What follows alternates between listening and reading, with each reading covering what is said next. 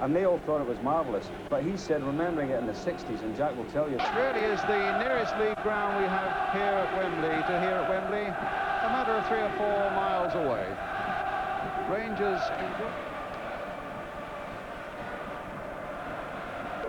are on page 3 of your program. Ladies and gentlemen, abide with me.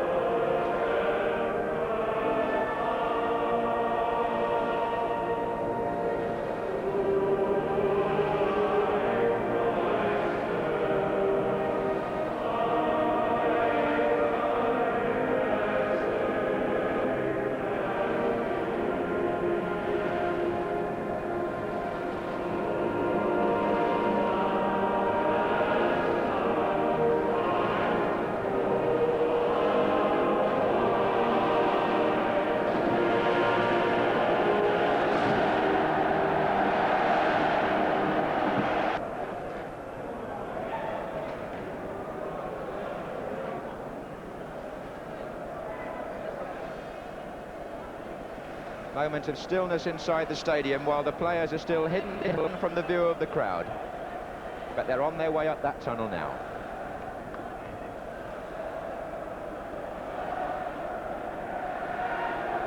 Queen's Park Rangers on the left as we look, Tottenham Hotspur on the right.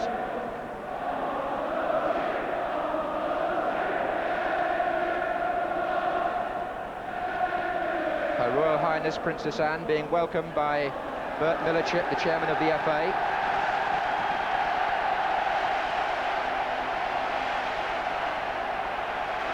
Conversation between the two managers as the vast crowd inside the stadium welcome the teams.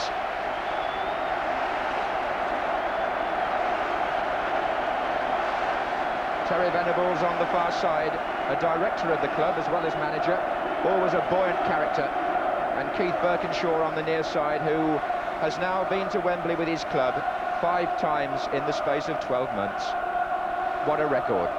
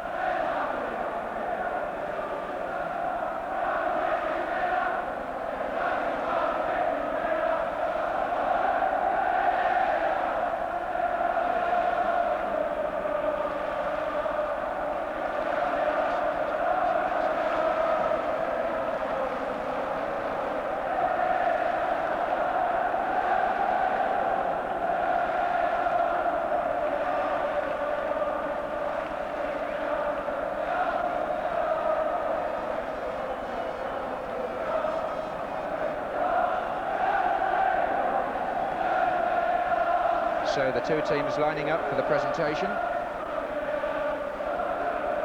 And they will be presented after the national anthem to Her Royal Highness Princess Anne.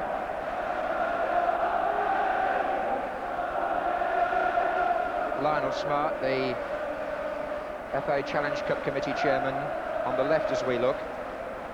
Ted Croker, the secretary of the FA, just organising things behind there.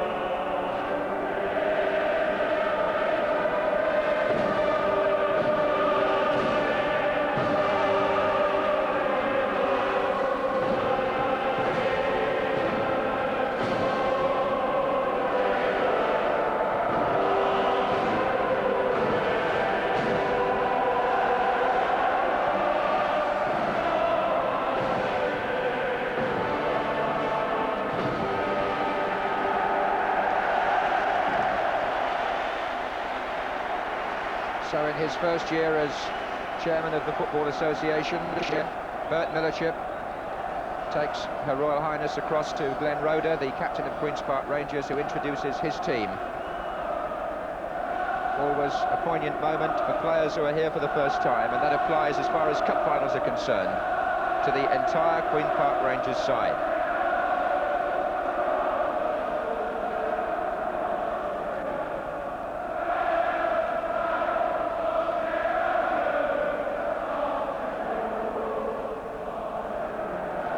Quite a chat first with John Gregory, then with Terry Fenwick, Gary Waddock, the red-haired player there, quite unmistakable.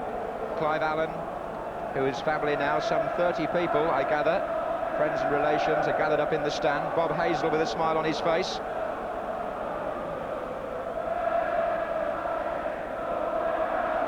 Tony Curry. The Queen's Park Rangers substitute Gary Micklewhite. Ian Gillard in his last game for the club, and Terry Venables, the manager who played for Spurs, ironically, in the 1967 final here, another Cockney Cup final against Chelsea. And the Queen's Park Rangers supporters, a club who for league matches this season have average crowds at Loftus Road of only around 12,000.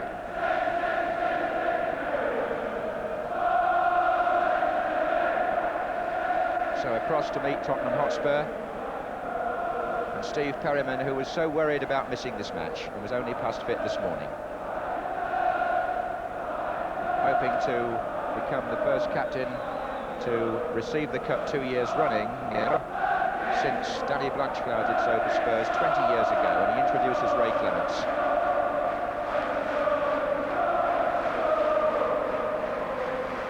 Royal Highness in neutral colours.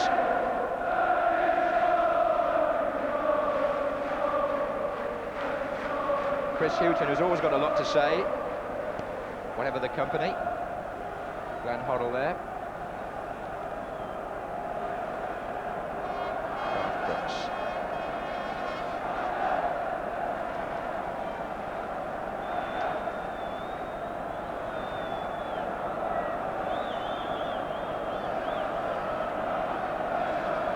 Price with the curly hair, who's the captain of Wales but may not have played today, wouldn't have played today had Ricky Villiers not been pulled out of the team this morning. Paul was expecting to be the substitute.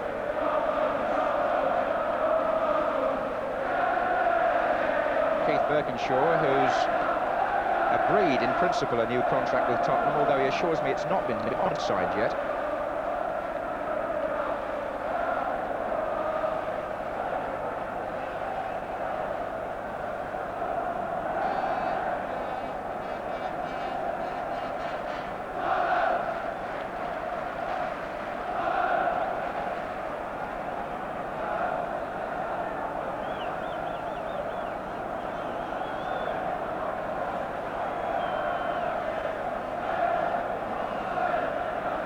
Captain Mark Phillips has come down the line as well to meet the players.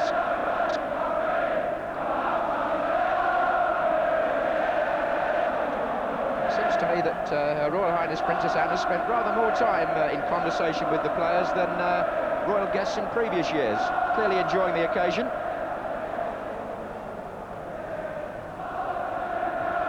She will now be escorted to her seat in the royal box.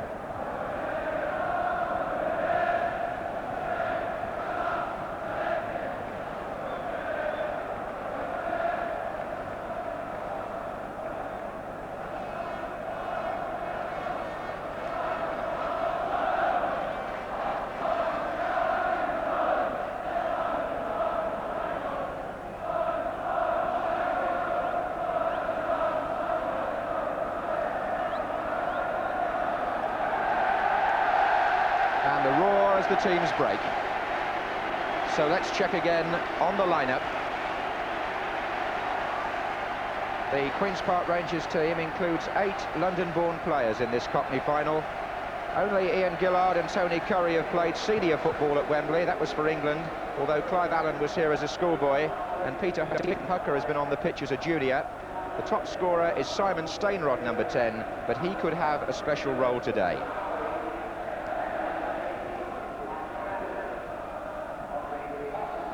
In the end, Tottenham field 8 of last year's cup-winning side. Ray Clements is in goal for Emilia Alexic, and the absence of the 2 Argentines means places for Mick Hazard and Paul Price, with Graham Roberts pushing into midfield.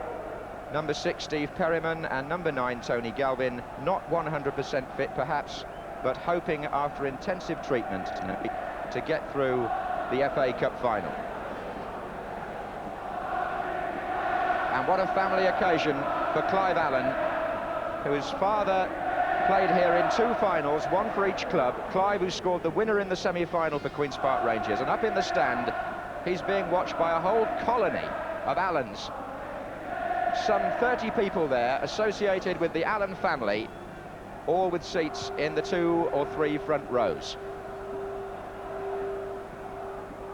I think as far as the Tottenham team are concerned, Graham Roberts may have the most relatives here today. He told me he was expecting about 25 people from the south of England. And talking of the midfield, one always looks to Glenn Hoddle to have the major influence in that area where Tottenham are concerned, although I do know Queen's Park Rangers pre-match planning has featured ways and means of stopping the Tottenham number 10. 2 captains now in the centre circle, with Clive White, the referee, and his 3 assistants. I say 3 because his 2 linesmen are Alex Hamill of Wolverhampton with the red flag, Terry Mitchell of Bath with the yellow, and a reserve official, Ray Guy of Liverpool, who's on hand should anything go wrong. And he makes himself useful anyway here. Tony Curry, the man whose long passing game is the Rangers' answer, or could be, to Glenn Hoddle. Tony, who's been worried by an Achilles injury recently, but he seemed in good form when he spoke to Bob Wilson on the pitch. And his confidence was picked up by our panel.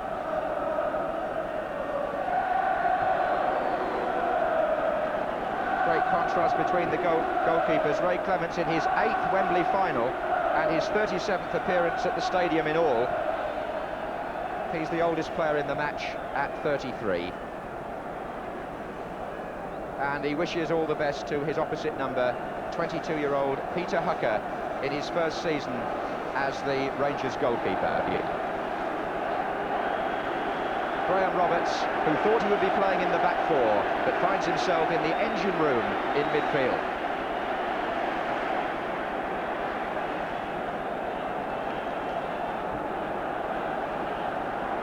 Clive White from nearby Harrow, who will also be officiating in the forthcoming World Cup.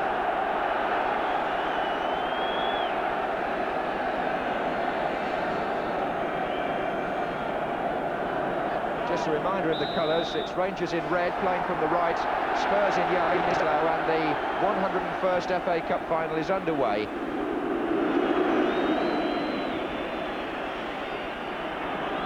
On a pitch which has been softened a little by overnight rain, which will have pleased the players who felt it was a little hard yesterday.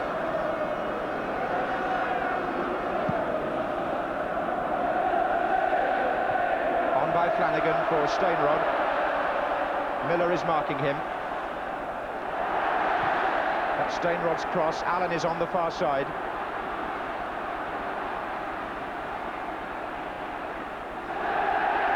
And a corner given. And it's free kicks and corners where Queen's Park Rangers pick up so many goals. They've worked very hard on their restarts in training this week. Fenwick is forward on the edge of the box. Gregory is also dangerous. There are 4 men waiting to make a run in from about 25 yards out in a big bunch.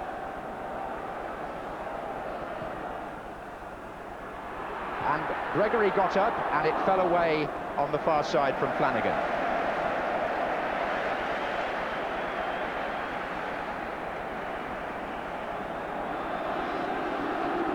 So Hoddle for Spurs. Tony Galvin, whose fitness is still in question. But I know that Keith Birkinshaw believes if he can produce his best, Tony Galvin could be today Tottenham's most important player. Wide on the left. Crooks, Hazard, Tony Curry, cross to Gillard.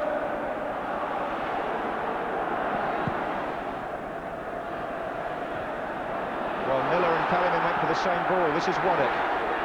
Steinrod. Foul. Graham Roberts on Gary Waddock. A word from Clive White to Roberts. Free kick taken quickly. Flanagan. Looks for Gregory. And the ball skimming across the 6-yard area as Gregory threatened.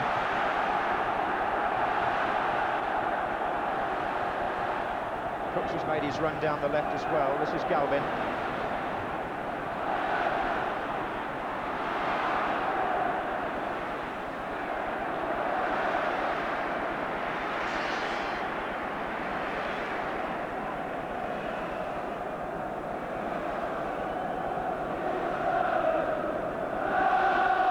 Tony Galvin's had 3 injuries in all this week. Hamstring, black eye and a puffed up knee. But he made it.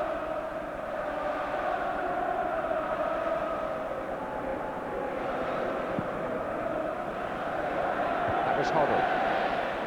Then Hazel.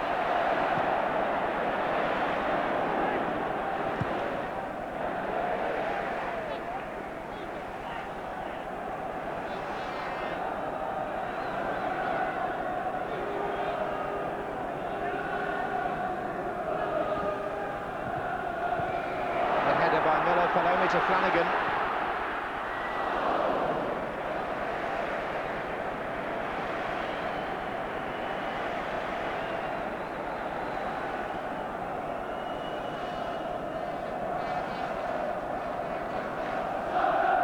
Clements had a slight calf injury which he's shaken off.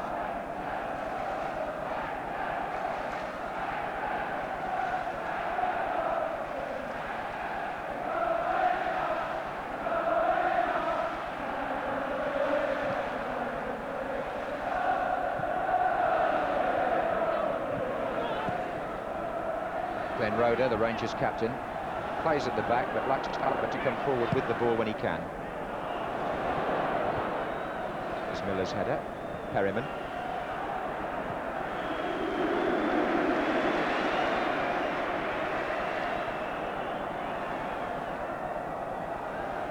Paul Price on the ball for Spurs.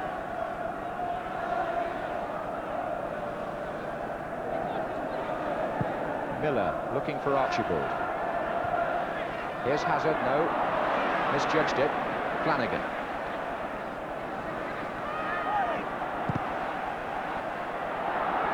Roberts. Gregory got the challenge in. It was turned back by Fenwick.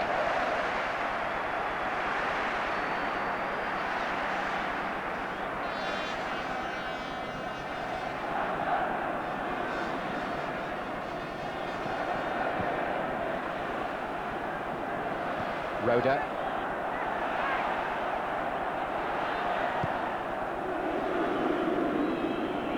You'll often see Tony Curry on the ball now, playing very deep up indeed. That's part of the Rangers' strategy, for him to hold his position, but he got caught out a little bit there, and it was a foul by Crooks.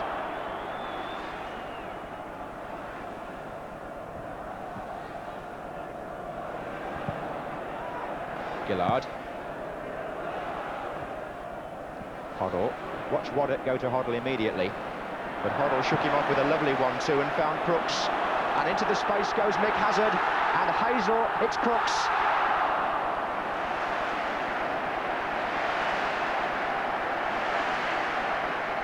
Bob Hazel got his foot to the ball and it ricocheted off Crooks, luckily for him.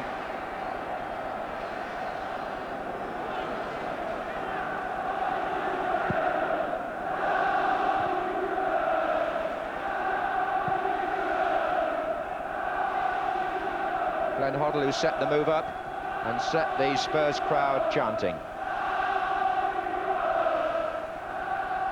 Stainrod.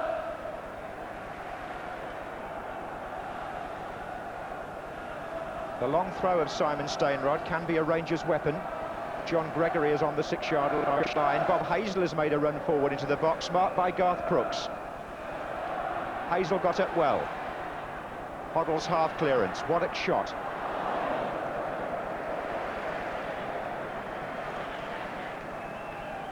These Rangers set pieces, something Tottenham have got to concentrate on all the time, and Bob Hazel coming forward from the back can always be dangerous.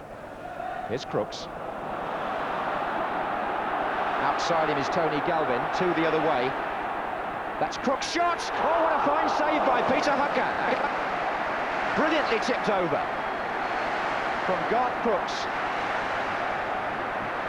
The first moment of excitement, and Crooks let one fly there from 20 yards. What a good save.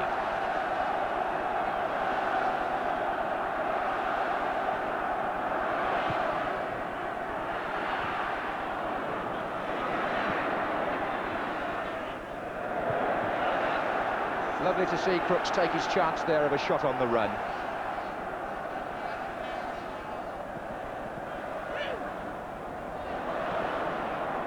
Hoddle. Archibald.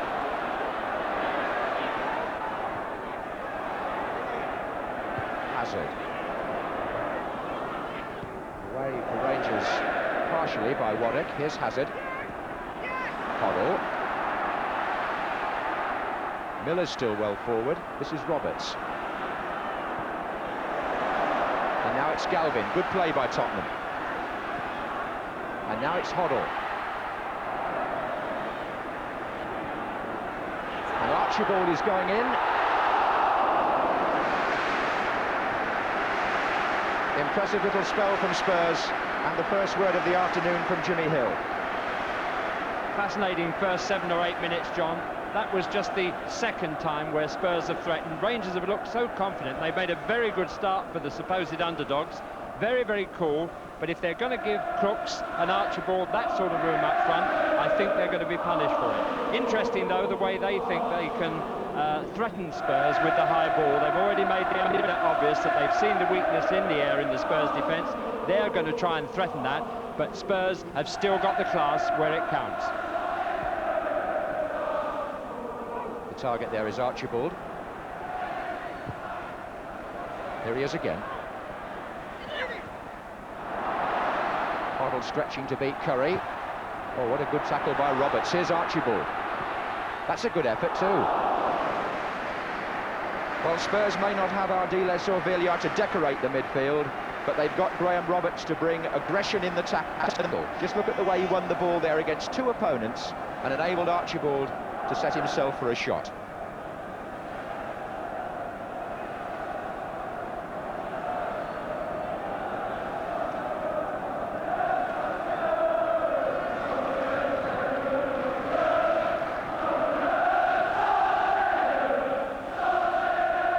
Flanagan.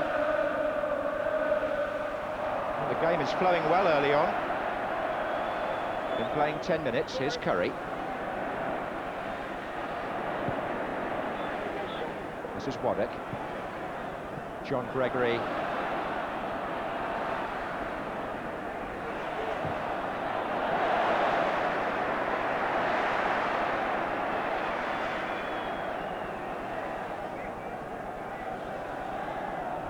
Rain just beginning to fall slightly. They make the pitch look greasy on top.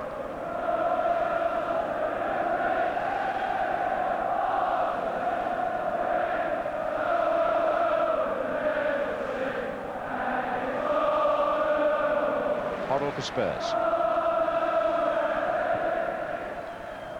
Archibald. Gillard.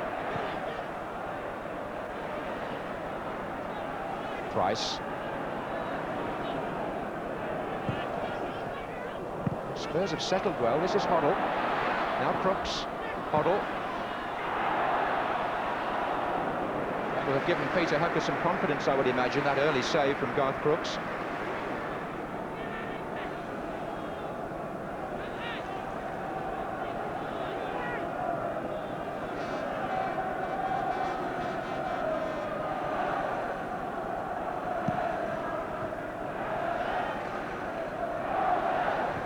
Houghton, Crooks.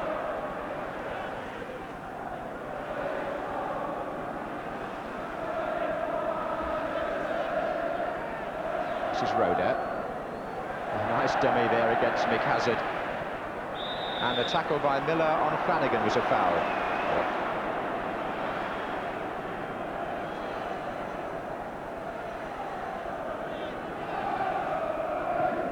Curry with the kick to Allen. Price trying to get it away. Here's Flanagan. Perryman for Tottenham. Had Roda stretching a bit and Hazel covering.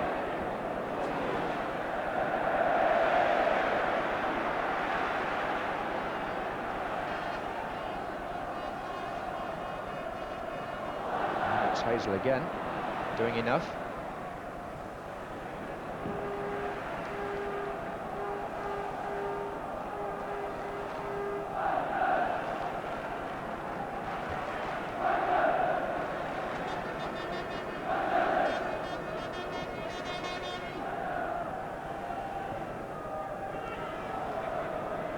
Passing of both teams suggests that they've adjusted to Wembley quite well. Rangers particularly, who haven't been here before. This is Bob Hazel coming forward well. Oh, and Miller stepped across him. The referee, I think, played an advantage the first time and had to give the free kick the second time when Mike Flanagan was fouled.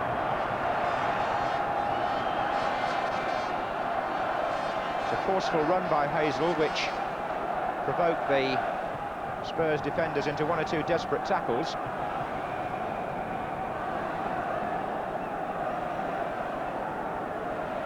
Well, this is where Queen's Park Rangers can be so inventive. Flanagan and Allen are standing just behind Tony Curry. Either one can strike it from here.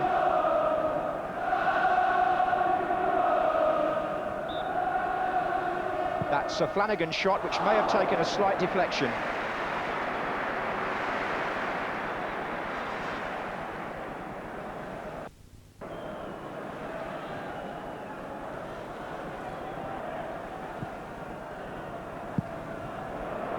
Ball from Paul Miller, making Roda turn.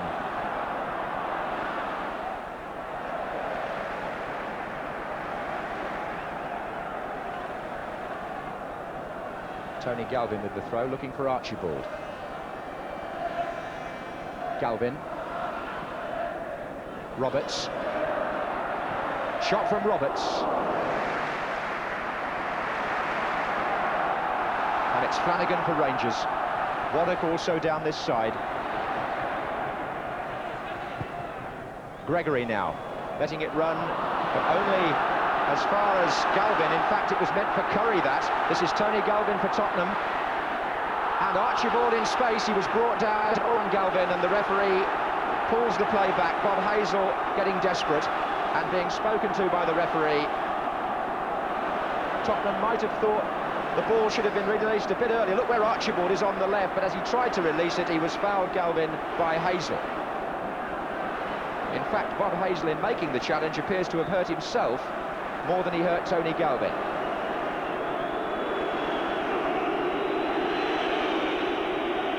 And while he gets attention, here's Jimmy Hill again. Well, it was interesting there because it was Hazel who was sort of saying, well, what's good for the goose is good for the gander, because it was him, Ibsen, who just had the run through and eventually been fouled. But you can see he realised he was going to be beaten here by the dribble. It was a good feint, and there was no question that is a cynical foul. And I think Clyde White has a difficult task here. According to most of the standards that are applied at the moment, that should be a name take. But whether in this early stage he'd want to do it, I don't know. Because at the other end, he played it very well indeed. He let Hazel carry on in his flowing run, give him the advantage to decide that we're being offended against. And in the end, when he realised that hadn't come off and Hazel was falling, he then gave the free kick. So he played it both ways. Very good refereeing, but this is a nasty decision. It'd be interesting to see whether he is going to take his name. If he'd seen it as we have on slow motion, I think he must have done. As the Rangers trainer Dave Butler goes off, it's a quick free kick for Hoddle to try one, which is exactly what happened last year from very similar distance when he saved the first final for Spurs against Manchester City. The little touch on the ball which leaves Hoddle to shoot, but this time off target.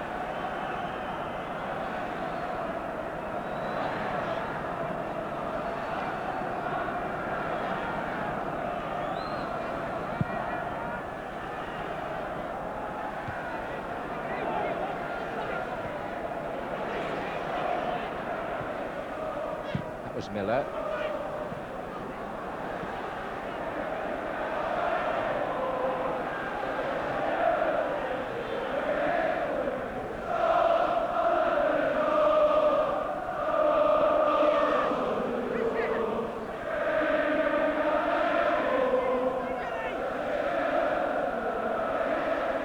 Simon Stainrod for Rangers, but Perryman was in so quickly.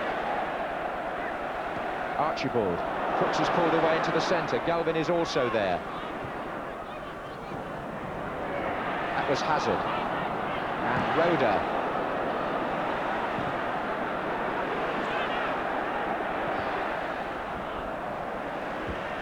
Tottenham for the moment have the advantage.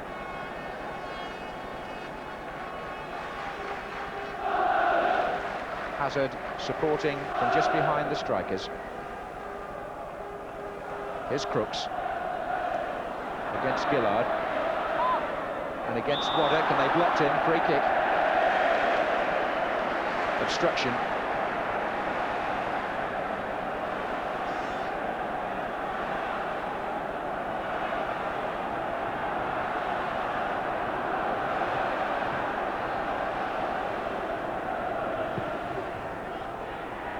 Miller arrived there, and he's still in there. The rebound favoured Rangers rather, but Tottenham still have possession with Perryman. One or two runs being made here into space. Archibald. That was very, very awkward, Roberts, but the ball's already over the line. The ball was already on the top of the net, put there by Peter Hucker from Archibald's cross for a corner. Although Graham Roberts, seeing the ball come back, was quick to put it into the net.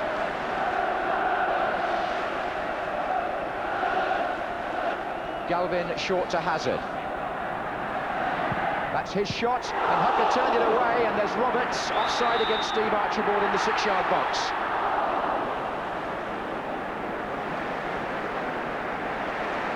Spurs adopting a shoot-on-sight policy, and isn't it working well?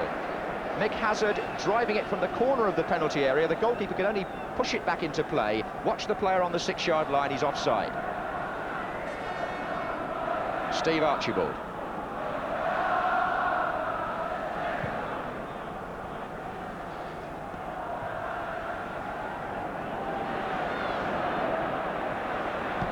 Gillard, offside this time against Stainrod and Allen.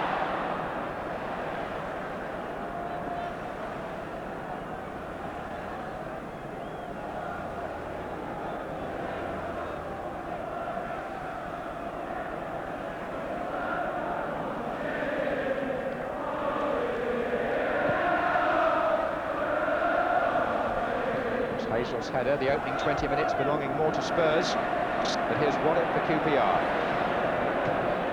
Curry. Gregory.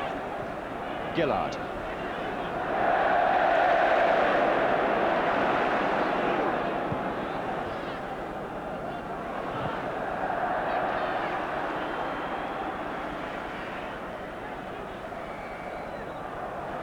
was Paul Price.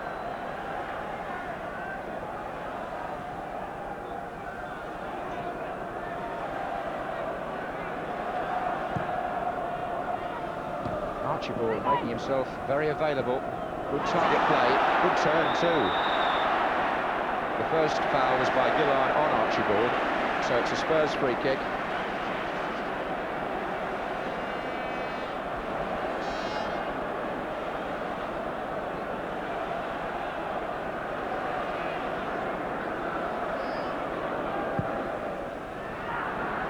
Roberts climbs with Hooker, and the ball already over for a goal kick.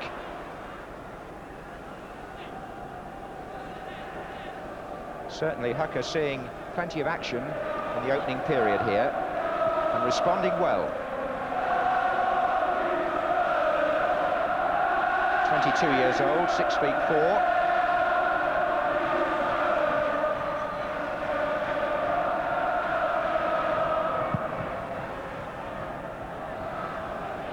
That was won by Stainrod. Here's Houghton.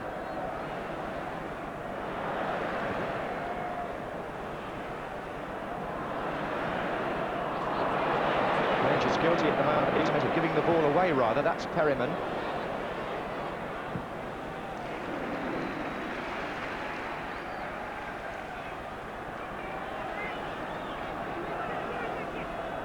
Roda.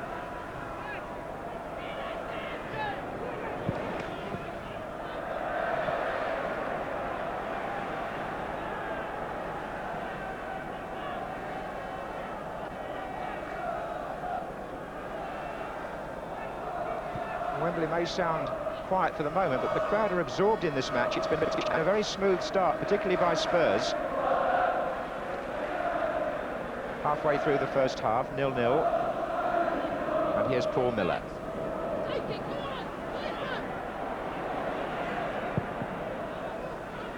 There's Roda's header. In comes Roberts behind Gregory. This is Curry. Allen has made a run through the centre. Ray Clements has started to come. Neat piece of headwork. And Archibald trying to make something in the corner for Tottenham.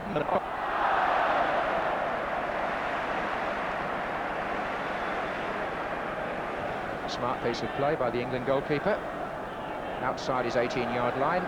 Couldn't use his hands, so he used his head. And Spurs instantly on the attack.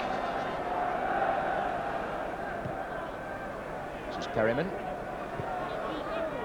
To Hoddle. Hazard.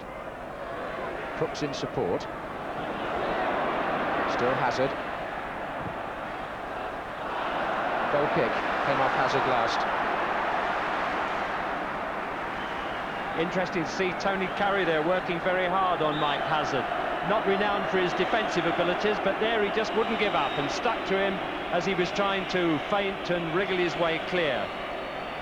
But apart from the first 7 or 8 minutes, when Rangers settled down very confidently, the rest of the game, the rest of this first part of the first half, has been Spurs. There have been some delightful moments. I wouldn't say it's the most exciting start I've ever seen, but there have been some thrilling things to watch. A lovely combined move between Hazard, Hoddle and Crooks early on created a chance for them. That ball of Perryman's to Archibald, a little deft, soft chip up the right wing when everybody was expecting something with a bit more venom in it, gave Archibald the chance to cross.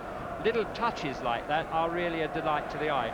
And coming from both teams, because Rangers, used to playing on their omni-turf, won't find these conditions all much to their disadvantage, all that much so, because they're used to the space that it provides. They're used to the ball bouncing up a bit with the ground a bit hard, and that will suit them, and that's why I think they're calm.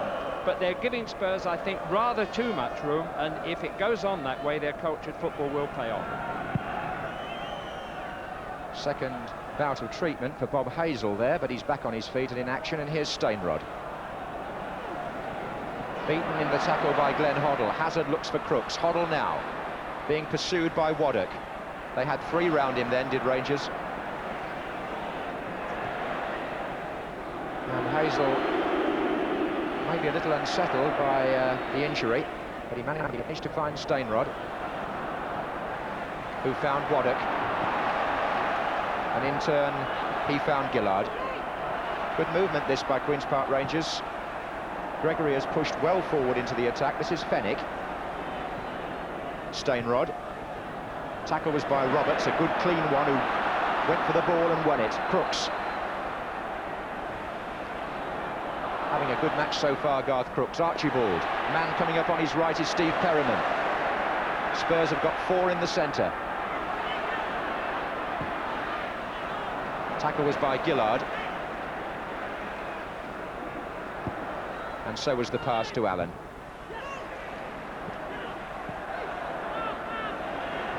Gregory's header. Roberts just putting the foot in rather there on Flanagan. Rangers took the free kick instantly and found Fenwick. Looking for Flanagan. Price's header. There's a coolness about Tottenham, speaking for the fact they've been here so often recently. Here's Archibald. We couldn't beat Roda. Curry for Rangers.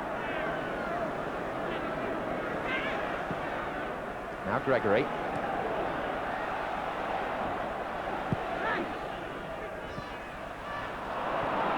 Hoddle, the early ball, a beauty to Archibald. If he can just get a touch on it, he could find Crooks to his left. And Crooks is it just a bit wide there, though. And Bob Hazel blocked him. Garth Crooks was just driven a shade wide for the ideal angle.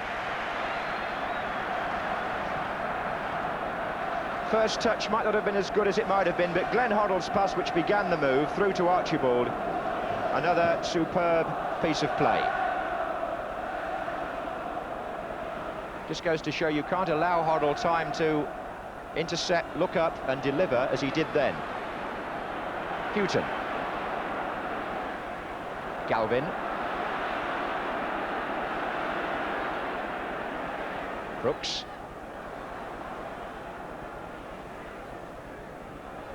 Galvin again. Just waiting for alternatives. Hoddle trying to come through. And Stainrod over on the right-hand side, tricking Paul Price. And driving it in for Flanagan. It could come on to Clive Allen. Good tackle. Or interception more really by Perryman. Spurs bench and the Rangers officials, Terry Venables, the manager, not very far away. It's a side-by-side job down there on Cup final day. Curry. Looks for Gregory, far side, well knocked back to Stainrod. And that's the ball to the far post where John Gregory, for Queen's Park Rangers, can be so dangerous in the air.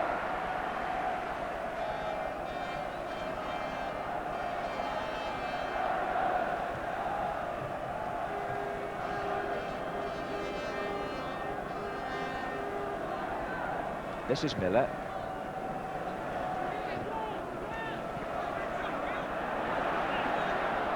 Gillard's got 3 players making runs up front. Here's Flanagan. Fenwick taking over. Stainrod, let it run to Flanagan. It might come on to Allen, but Perryman again was quicker than Allen to see the danger.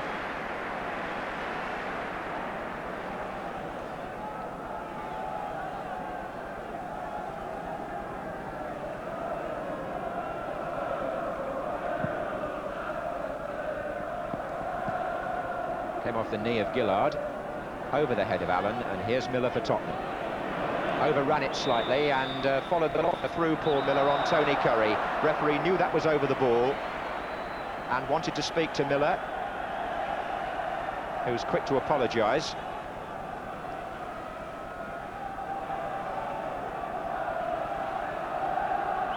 Curry with the kick, looking for Flanagan on this side. He beat Perryman in the air and Gregory's in there. Appeals for handball given. Half an hour gone, the sun now shining, no score. The thoughts of Jimmy Hill. 100,000 people, they're acting as referee and identifying a handball to show that they're all wide awake and fascinated by the game so far. Rangers just ease their way back into the game over the last 10 or 15 minutes. Stainrod did the first thing that came off. I often feel with him that he's always trying to show people what a good player is. He is a good player and acceptable for that. Now all you've got to do is produce it. Roda's header.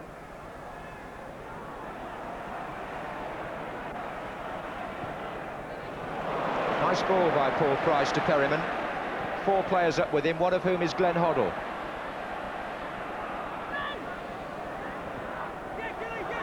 Waddock.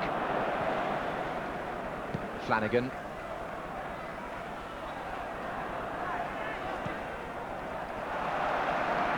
Curry, what a searching crossfield ball that was, bringing Terry Fenwick into the game. And look at number 5 ahead of him, Bob Hazel on the right wing. This is Allen though, Price stepping in, but it's noticeable that Rangers will push their centre-backs up when the opportunity is there.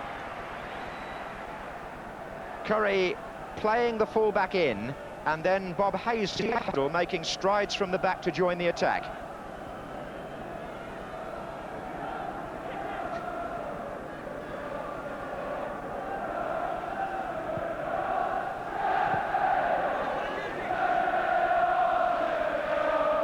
Cup finals in recent years have been notoriously tight matches. 16 of the last 18 have been settled by a 1-goal margin. And nothing as yet between the teams here.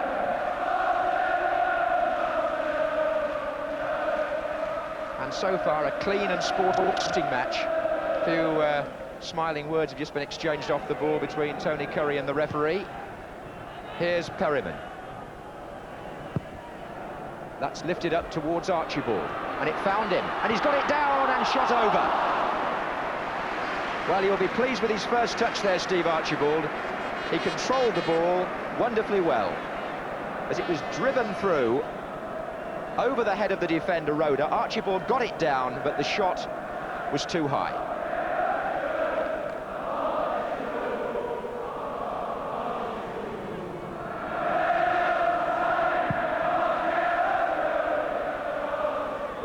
That was Miller coming in to Stainrod. Miller thought Stainrod made a back, but the free kick's gone to Rangers, and the ball has gone to Gillard,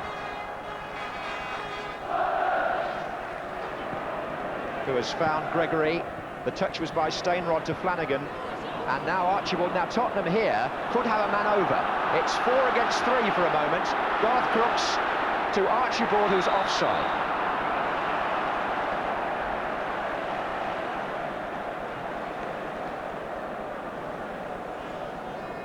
One of the features of the first half, the speed with which Tottenham have burst into attack whenever Rangers have lost the ball in the middle of the field. It's happened 2 or 3 times.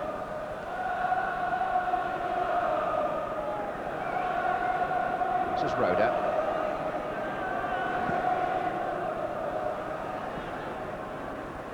Price's header. Allen.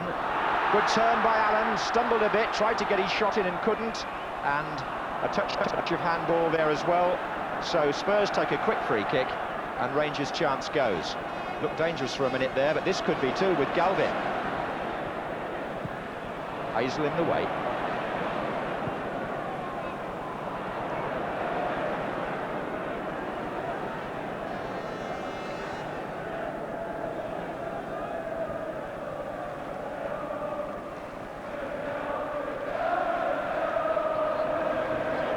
Miller with plenty of time to size up the options until he wanted Tuma. This action got shut down by Waddock.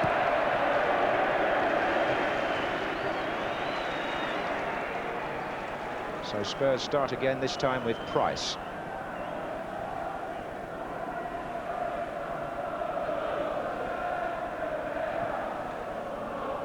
On by Roberts, only as far as Fenwick. Here's Hazard, number 5 for Spurs.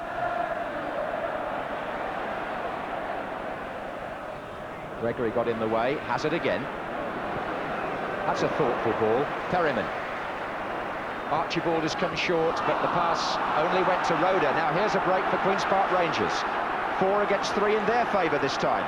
To his left is Flanagan, number 8, in a good position. Roda goes alone and is beaten initially by Miller's tackle. Here's Flanagan though.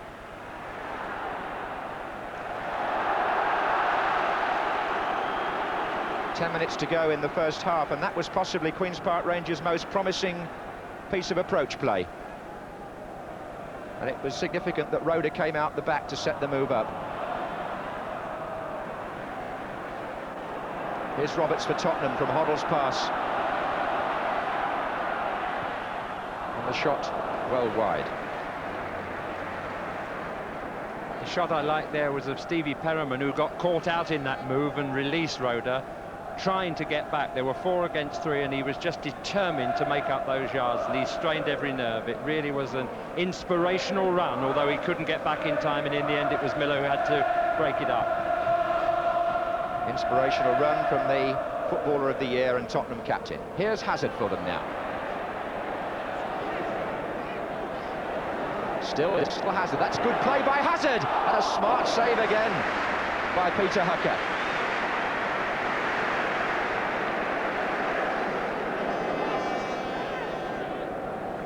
Nearly all the shots coming from Spurs. Gillard.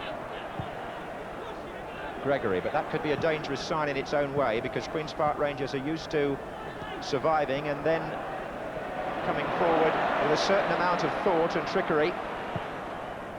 In the meantime, they're stretched by Hoddle's crossfield ball to Crooks, and Graham Roberts in Spurs' space. Can he hook it on to Archibald? In fact, it came off Waddock.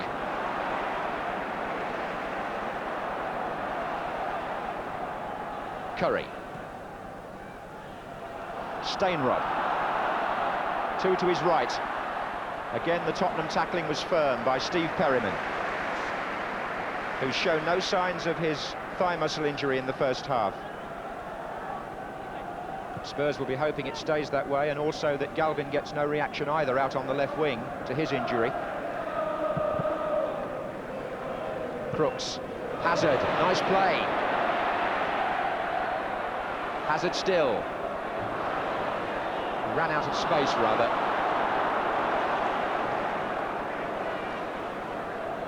Actually, Mickey Hazard and the Rangers right back, Terry Fenwick, used to play schoolboy football against each other in the northeast. They're the only 2 players in this All-London final from that hotbed of football. Mick's from Sunderland and Terry Fenwick from nearby Seaham.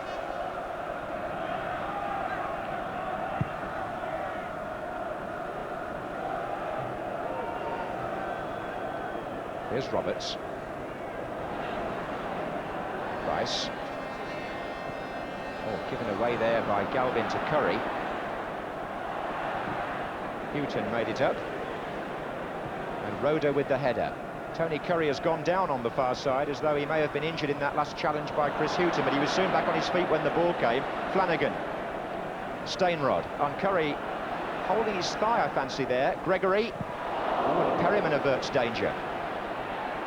I've got a feeling here that Tony Curry is hurt.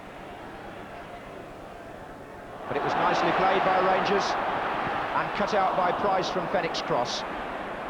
Fenwick, who combined well with Flanagan on the right there. Crooks. Hoddle. Not quite the perfect pass. But Tony Curry has got a nagging pull which has slowed him down and put him for the moment completely out of the game, and it could be serious for Rangers. Question of whether he can run it off. Certainly the Rangers sub is off the bench warming up.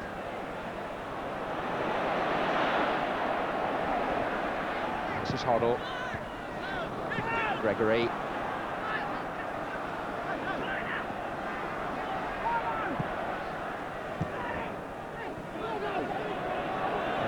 There were people, including Jimmy Hill, who had doubts about Tony Curry's ability to last the pace today, having had so much injury trouble recently. Here's Clive Allen for Rangers. Flanagan. There's Stainrod. Is he offside? No, he's not.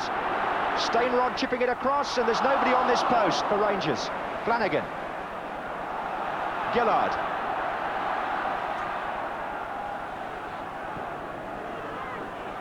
Waddock. Gregory is hovering far post. Fenwick coming into the middle. Gillard. Too far ahead of Allen. Just a moment there where Spurs were caught hoping for a linesman's flag. But Stainrod was okay.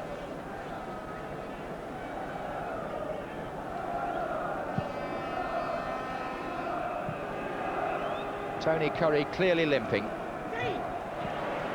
This is Gillard.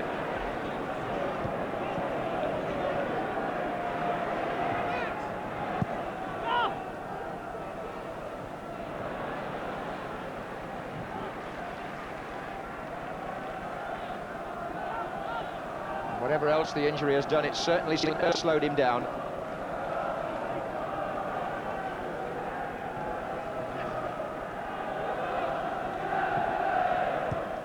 There's a touch by Gregory, and that was a foul by Roberts on Waddock.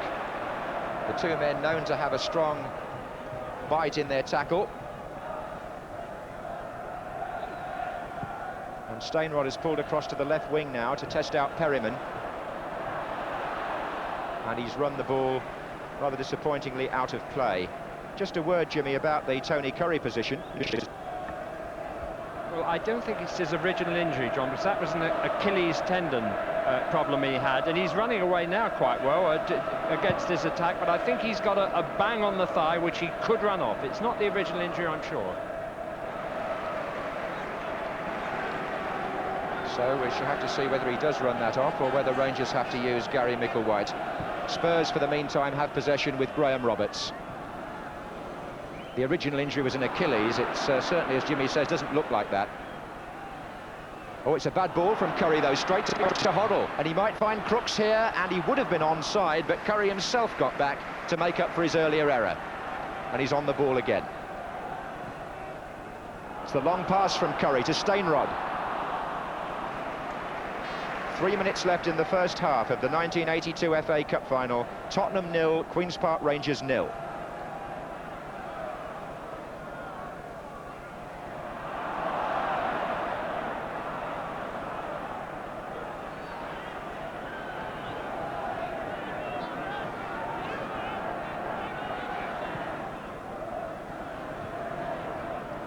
Brooks, Galvin.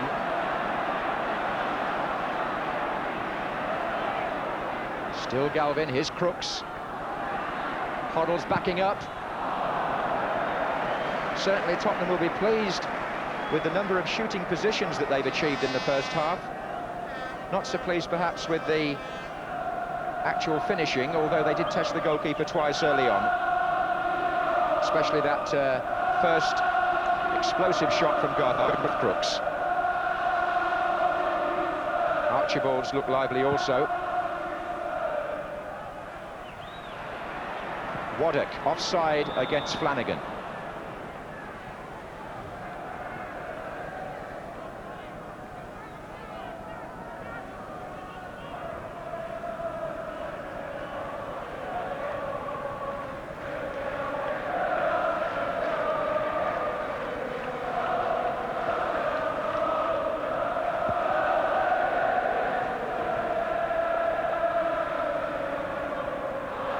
Some pulling there by Allen on Houghton.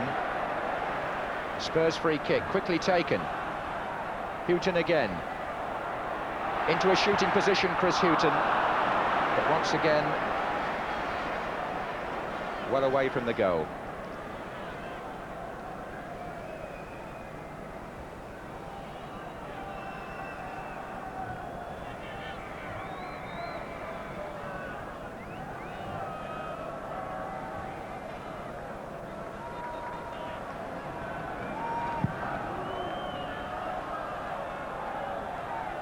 Roberts checking Gregory in the air, then it was Curry. And now it's Galvin. Allen quick to close him down. So prize for Spurs. Looking for Archibald. Hazard. Oh, the quality of Tottenham shooting, not as good as it might have been. And indeed, Garth Crooks to Hazard's left there would have appreciated a pass.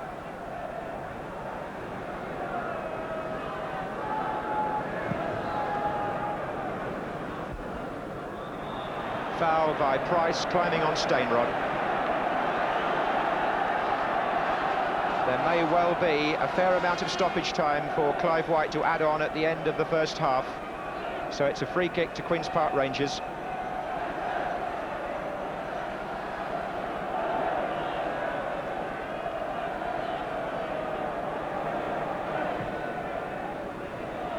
Taken by Curry. Fennick has crept up on this side. Bob Hazel is in there with Ray Clements, and a free kick given. Bob Hazel backing into the goalkeeper. Ray, whose Tottenham career started here in the FA Charity Shield, and who won an FA Cup winners' medal here with Liverpool in 1974, when the score was 0-0 at half-time and his team went on to win 3-0.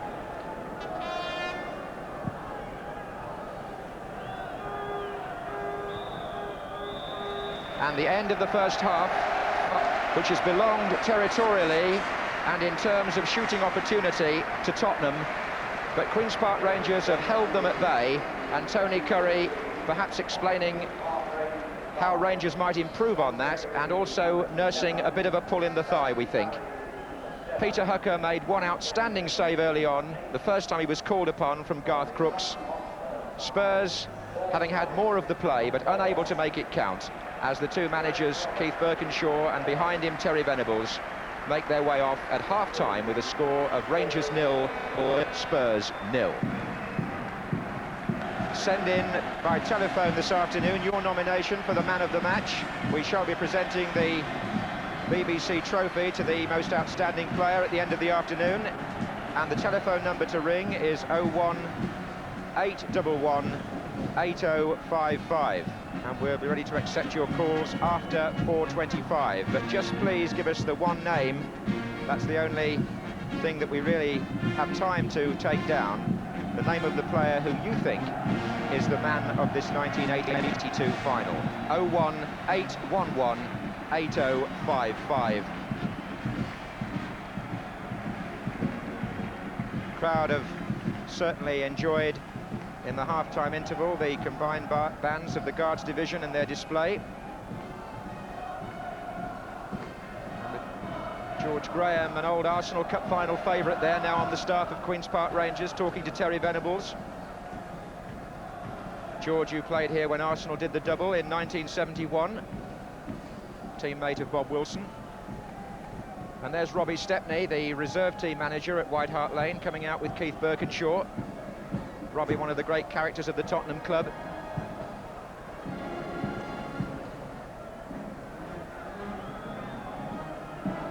So a draw at the moment in both cup finals, 0-0 here and 1-1 between Rangers and Aberdeen up in Scotland.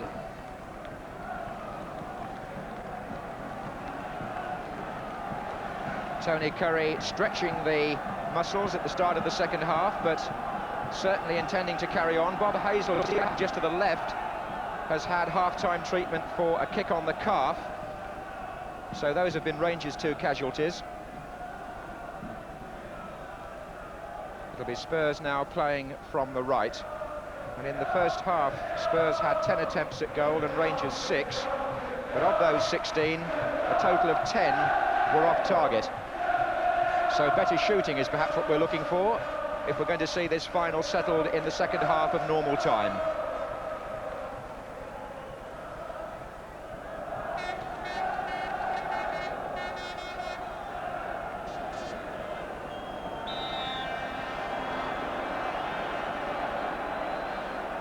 So Hoddle.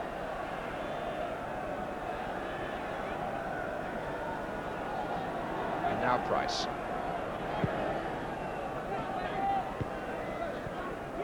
It's Clive Allen, who's stuck mainly to the right. This was the Rangers' plan, to try and keep Allen fairly wide on this side and Flanagan on the left, and get Stainrod forward from deep positions into the hole in the centre, but he went through too quickly there and got caught offside. But certainly he was told, Simon Stainrod, to perhaps play rather deeper today, as he did at times in the semi-final.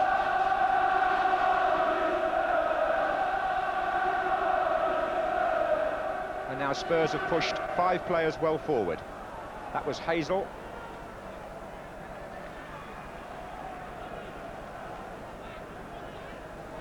So often the sun comes out obligingly on Cup final day, and this year no exception. Here's Roeder. Gillard has moved forward on the left, and Flanagan has started a run, but he's offside.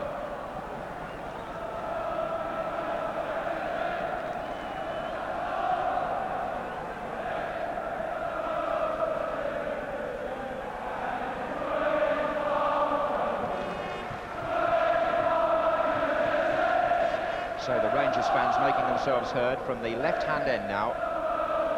Here's Tony Curry.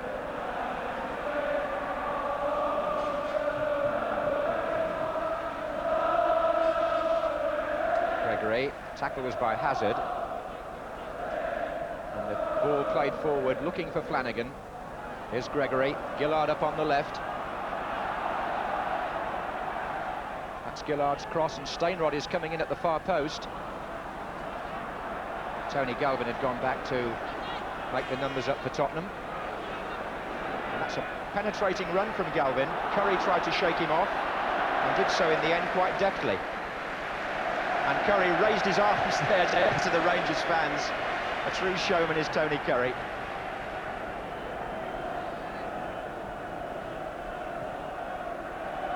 Nice to see players can enjoy the cup final despite all the tension that goes with it.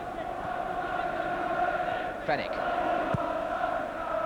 And that's played for Clive Allen, and it was an awkward moment for Miller. But generally, Spurs have held Rangers quite comfortably back there, up to now. And the tangle was between Bob Hazel and Garth Crooks, and the linesman and referee were of one accord. It was Hazel's foul, they said.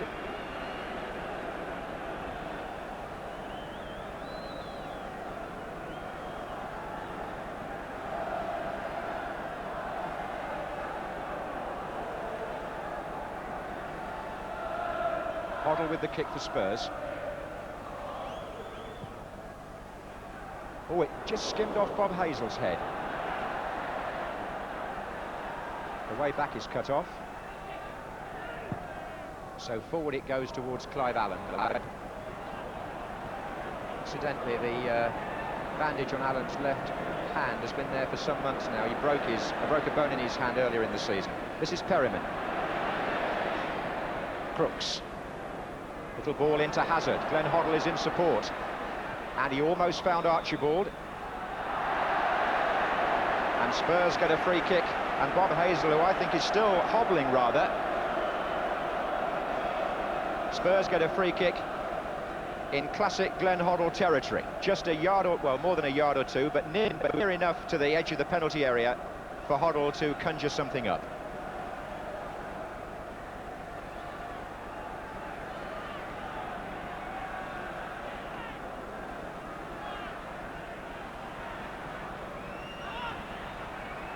And that was Hoddle, and it's too high. And Bob Hazel is now in more trouble than Tony Curry was. He's limping quite badly.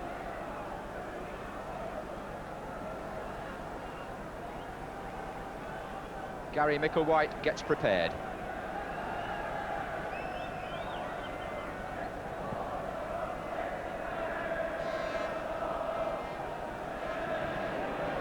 Price.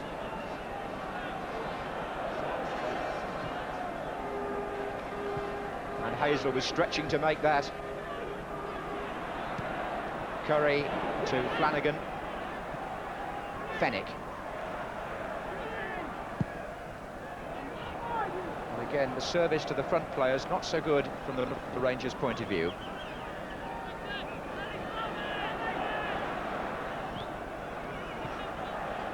I don't think it's going to be necessarily Bob Hazel that goes off, although he was hobbling. It could be that Rangers have got another substitution in mind.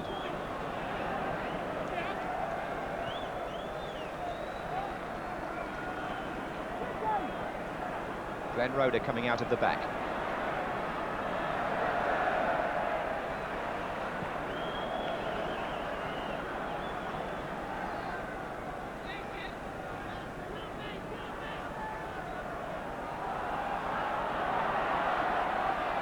Tony Curry just dwelling a bit, but there wasn't any way he could get forward there. Spurs were pushing up on him.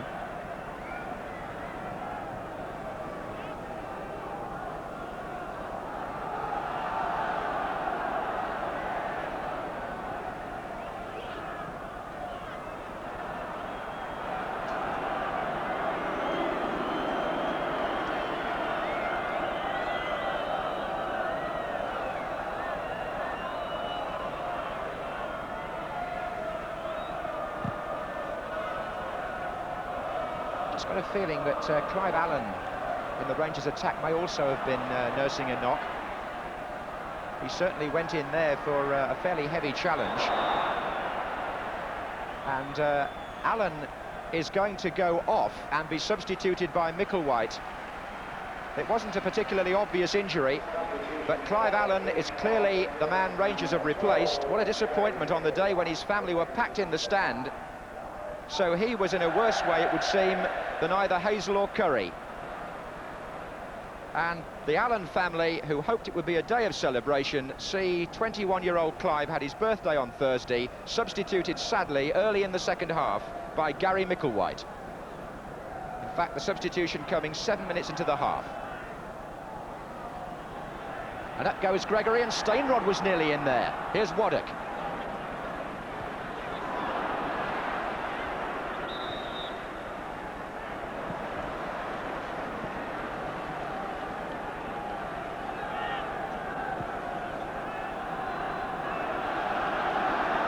So Spurs, now that the threat of Allen has been removed, will have to concentrate on a new Rangers formation. Here's Hazard. And Galvin here, can he get this one across? No, he can't.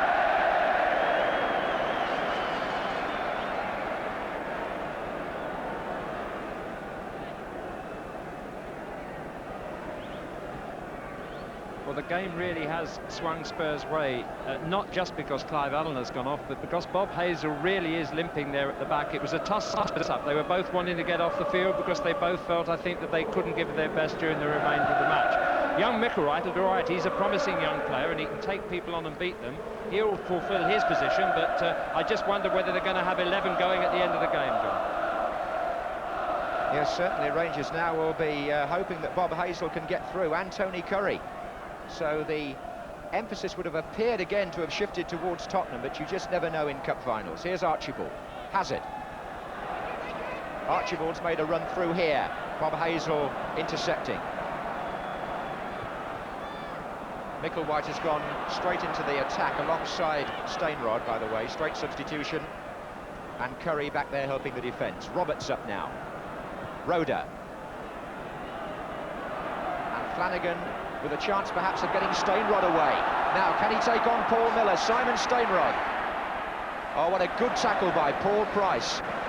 And Roberts' ball, rather, out to Archibald was superb. If only Tottenham could have got one or two more players forward from midfield, quicker there, they were in a good position. Here's Hazard.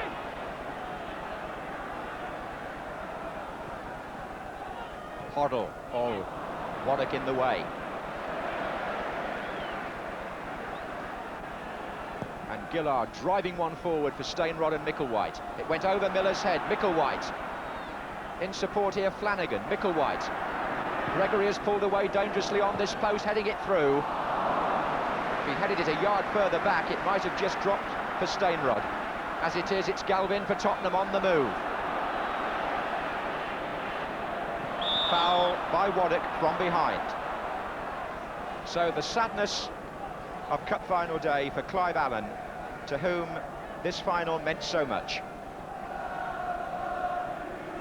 Terry Venables, having made the substitution, still finds time to smile. There's a good atmosphere down on the bench between the managers, you can see that, and the coaches there. The friendly final, you could call this up to now. Certainly been played in a very good manner on the field as well. Miller. Crooks. Houghton.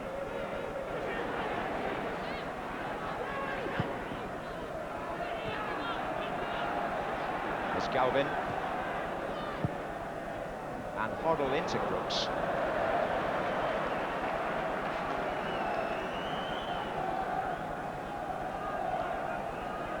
And one hopes that the good behaviour of the players will also be reflected in the crowd. Certainly they've appeared to be in good humour and good voice from the very start.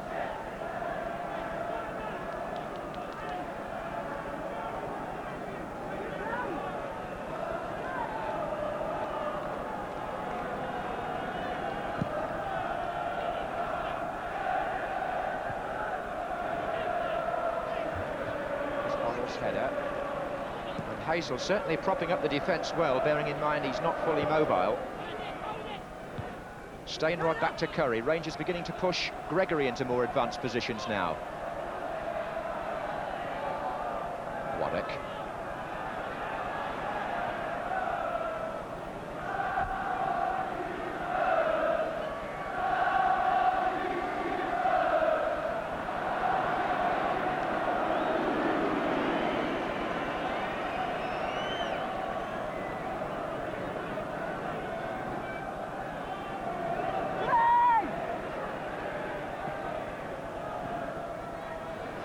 Turn, but it was Miller's challenge, and it's Hoddle's pass. Oh, it was aimed towards the inside left position where Crooks was hovering.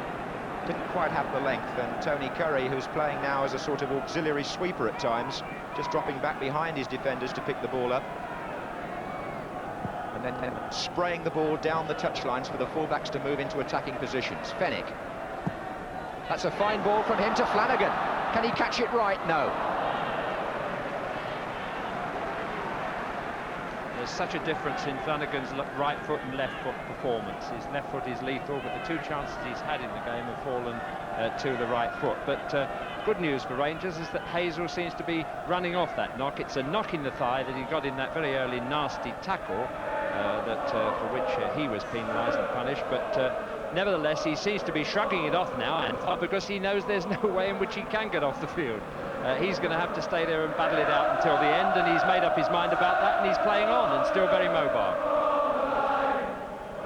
So Spurs with Perryman, whose own injury and that of Galvin appears to be holding up quite well. Here's Hoddle, but he couldn't pick his way through a minefield of red shirts there. This is Flanagan. And again, breaking from the midfield are Gregory and Waddock. Micklewhite's over on the left. He's found Stainrod, who let the ball run to Waddock. That's nice play by Rangers. Waddock shot, though. He's the only member of the Rangers team, the outfield players, not to have scored this season, Gary Waddock. And his attempt there was some way over. Nevertheless, the dummy of Simon Stainrod, letting the ball run, was quite effective. Typical touch of his.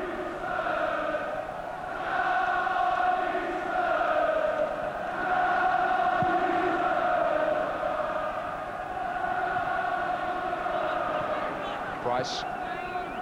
Here's Houghton.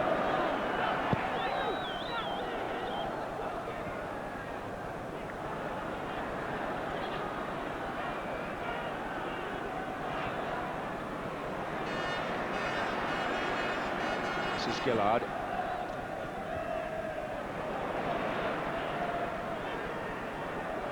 Gillard again.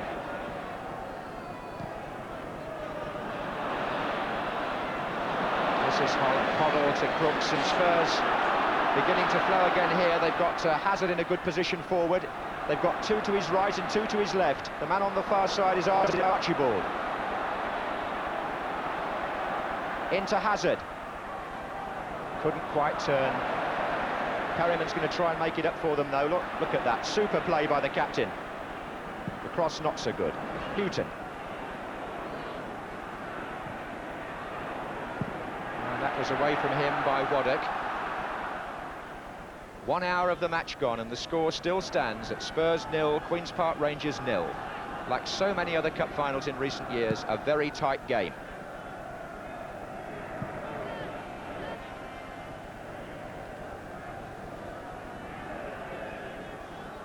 Gillard.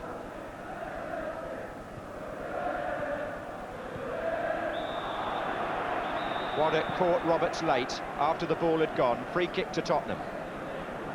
I must say that referee Clive White was well positioned to see that, and indeed seems to have controlled the final very coolly and with good common sense.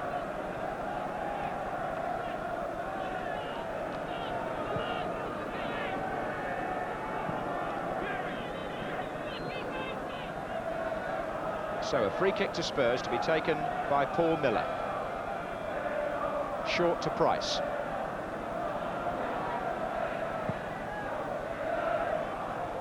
That was Gillard's header out. Hazard trying to win it. It's going to come to Houghton. Archibald is over on the right wing. Houghton goes for the little 1-2 to beat the offside trap. And it needs Curry to come all the way round and sort things out for Rangers. So he picks up a boot on the way. That's it. That's Ian Gillard's, I think. Well, Curry. Oh, well, it was almost too extravagant by Tony Curry. He relaxed so much, picking a boot up on the way, that his clearance was blocked by Archibald, and the injured player this time is Simon Steinrod. Now, there has to be concern in the Rangers camp now. They've used their substitute because Clive Allen is off. They've got Hazel nursing an injury. They've had Curry injured previously. They've now got Steinrod down on the ground, and the second division side seem to be having no luck at all. You can just see the emotions there, and Clive Allen just perhaps explaining what happened to Terry Venables.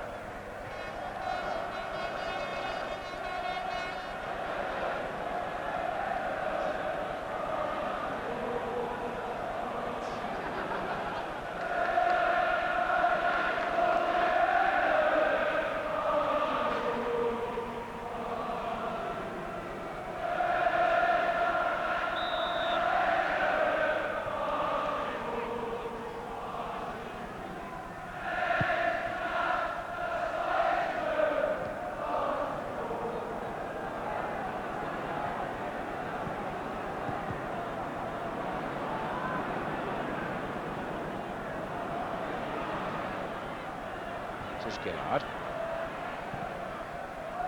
On by Waddock.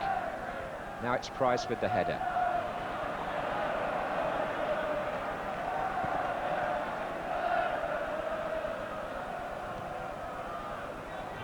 That's Roeder.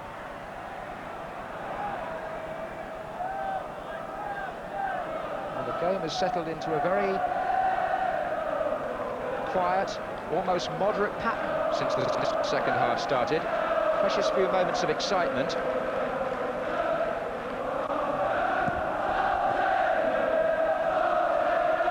On by Crooks, here's Archibald. Hazard, just not running for him at the moment, Mickey Hazard, but he fought back well. He found Roberts. And now it's Perryman. Spurs still inclined to call the tune, but looking for penetration further forward. Hoddle looks for Archibald.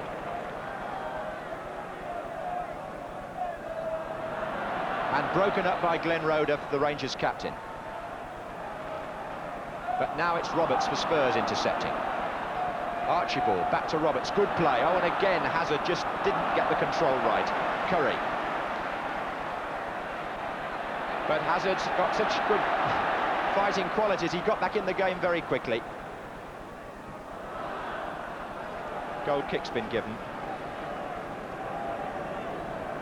Interesting in this period, John, that Spurs have not been creating the same ratio of shots that they were earlier on. They are not as superior. A little bit of the sting seems to have gone out of Archibald and Crooks up front, and Rangers have not really been troubled when they've been building up their neat passing movements. They haven't penetrated in the way they did earlier on. Interesting, they've got to pull something out of the bag, but it may be one goal that will do it. It probably will be. That's a good ball by Fenwick to Flanagan. So often is one goal in cup finals, if you look back over recent years anyway. Last season's replay, something of an exception.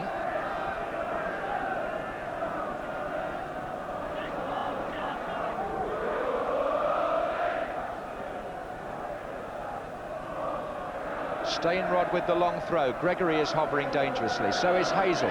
Spurs had players back to cover both. Steinrod. Houghton away. And now it's Archibald as Spurs come streaming out. Crooks. Oh, it's a delightful ball from Glenn Hoddle to Tony Galvin. It was brilliant. Here's Hazard. Steve Archibald making ground into the centre now. Hazard's looking for Archibald. He stretched and couldn't make it. But the move began with possibly the best ball of the afternoon from Glenn Hoddle. Delicate, precise, and very dangerous. It put Tottenham in motion, and when the cross came in, Archibald was no more than a yard away. That was true Tottenham football.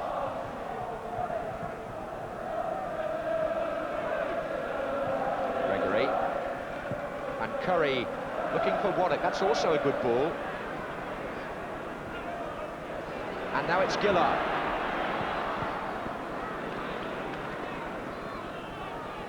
Steinrod. Header on was by Flanagan. Price hesitated. It's Flanagan again. There are more Tottenham players there than Rangers, but they seem to be getting in each other's way, rather. Crooks.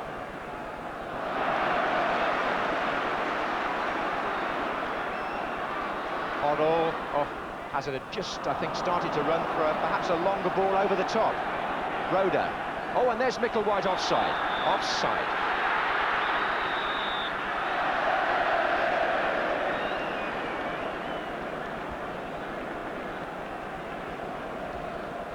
Young player there, almost had his moment of glory at Wembley. I think Tommy Docherty picked him up on the free transfer from Manchester United, and who would have thought one day you're on the scrap heap and the next day you could be a hero at Wembley. Yes, indeed he did. And Gary Micklewhite only played his first full league match earlier this season. Here's Hazard.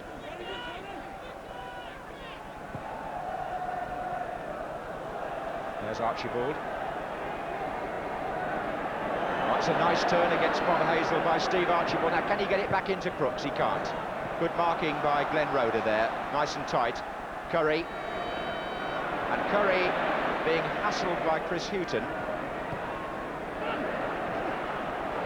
halfway through the second half, a kick. A definite kick by Garth Crooks on Terry Fenwick.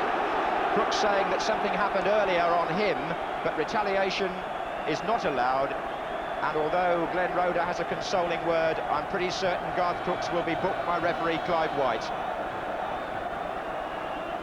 Crooks is saying that he was kicked first, but Tony Curry and Terry Fenwick got involved a bit tight there. Fenwick goes on. I think Crooks felt Fenwick caught him high in the first place, and he chipped back at Fenwick's ankles.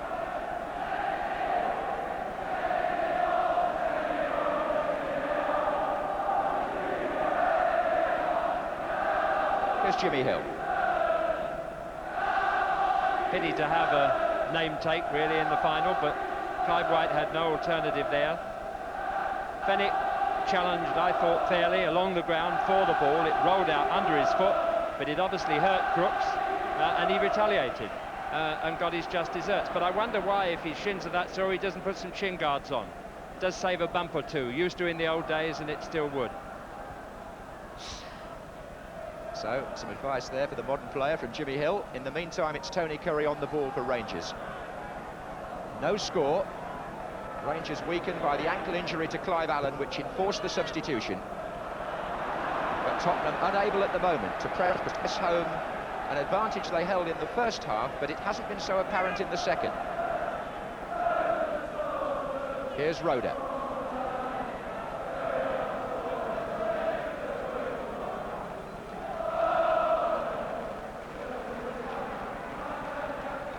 Stainrod. Well, that was a foul by Graham Roberts on Simon Stainrod, and just for the first time this afternoon now the feet are beginning to fly, and the two offences which have been punished in the last minute or two have both been by Spurs.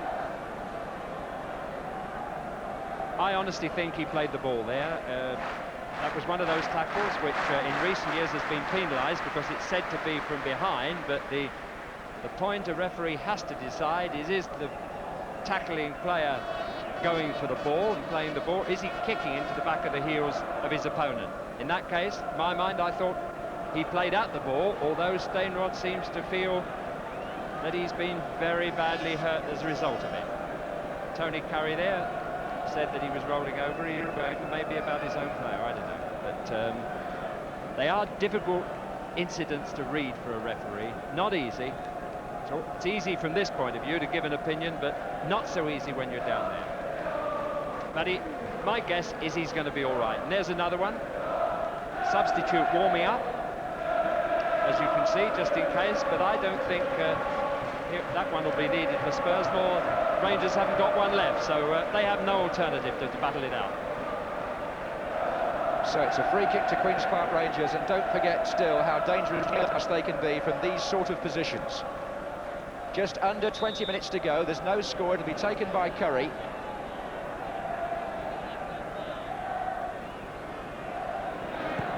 And it's aimed at the far side to Flanagan and volleyed away by Glenn Hoddle to Steve Archibald, who'll have to take Curry on, and did so with a lovely little flick. And and Archibald is on his way, and Mickey Hazard was free on this side, but Glenn Roeder thankful that Archibald overran the ball enough for him to get the clearance in.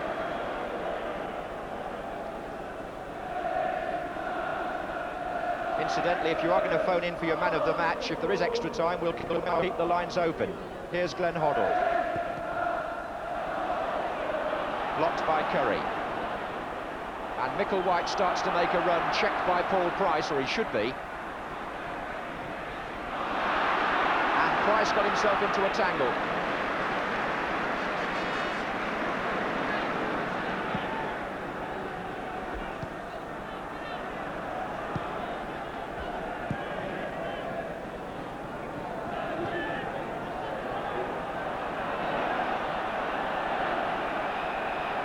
So it's very much a cat-and-mouse final now, neither side establishing any true superiority in any area of the pitch. One feels more and more, as Jimmy Hill said, that one goal would be enough.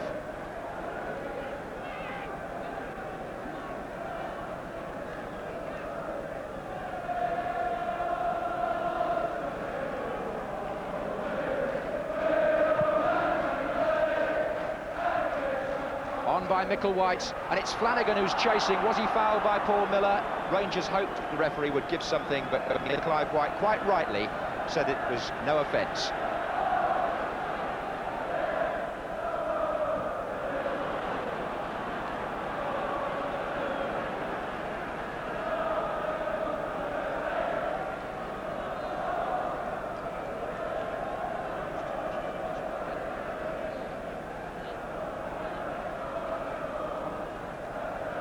Here's Crooks. And now Hoddle. Houghton.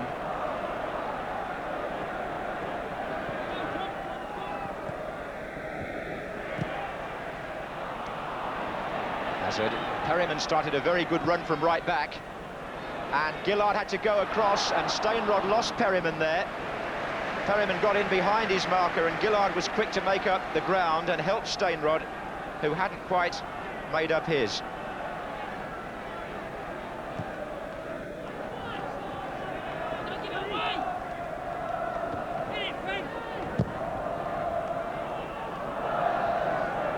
Here's Gregory.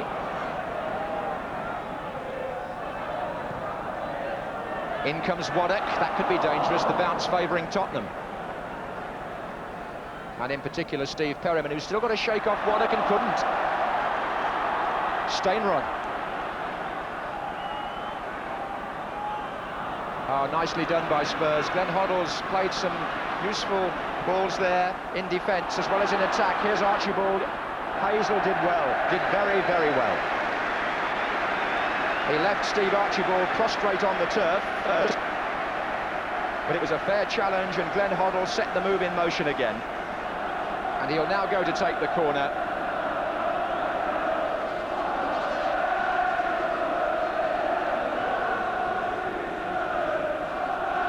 Clive Allen, the signs of the ankle injury very clear there, the sock off now.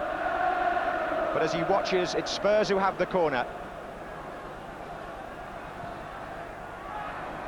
And Crooks got up there, and it was hooked away by Tony Curry. Incidentally, the background to the Allen injury, he did turn his ankle over very early in the game, after about 5 minutes. It wasn't apparent that he was badly hurt in the first half. He battled on well, but early in the second half, the pain got too much, and he was taken off. Crooks.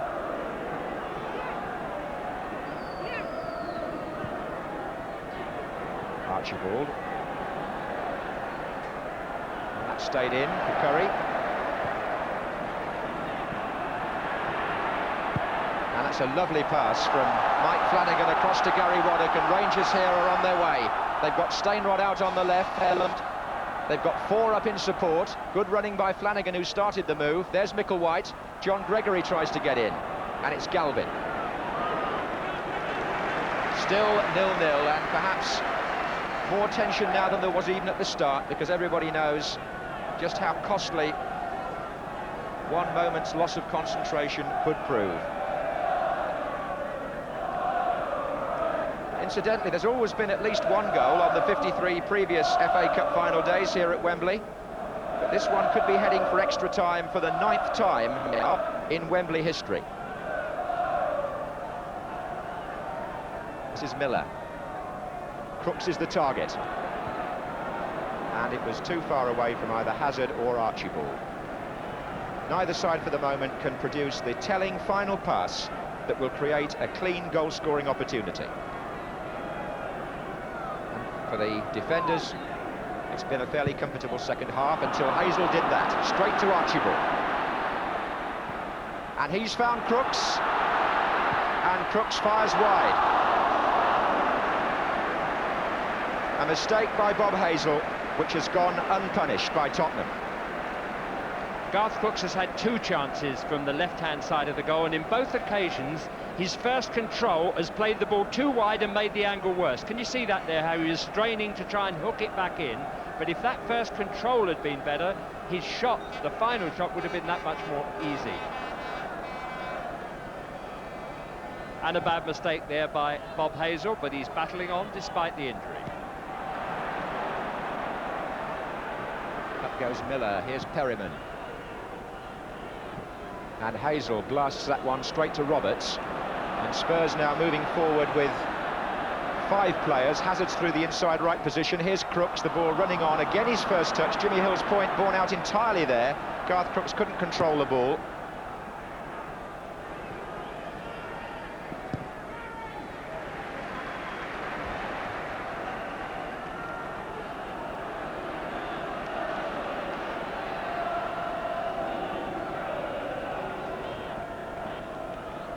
That's Hazard. And Ian Gillard steady there at left back. Not a good clearance by him though. Hoddle was in the way, and so too in turn was Roda. And the play very scrappy for the moment. Tony Curry for Rangers. And still Curry. Fennick.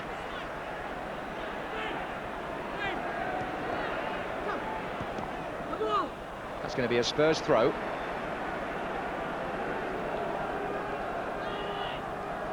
Just wonder, with Spurs having played so many matches this season, this is their 65th incidentally, just wonder whether extra time would be a much greater hardship on them than on Rangers. But then you've also got to say, to counterbalance that Rangers have got 2 players who've had extensive treatment for injuries this afternoon, who are still on the pitch, and have got to stay there because the sub's already been used.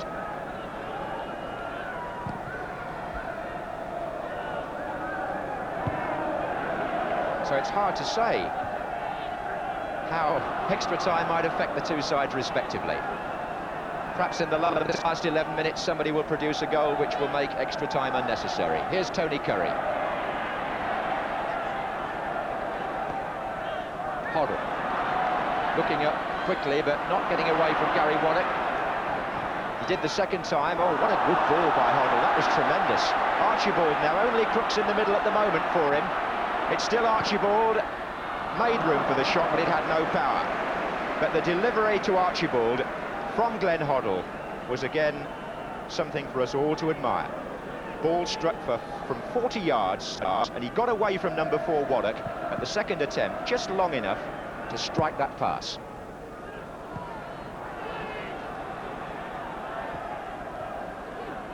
Archibald this time can only help the ball on, and a little face-to-face between Archibald and Waddock, which ends, or was going to end amicably, and then suddenly turned nasty again.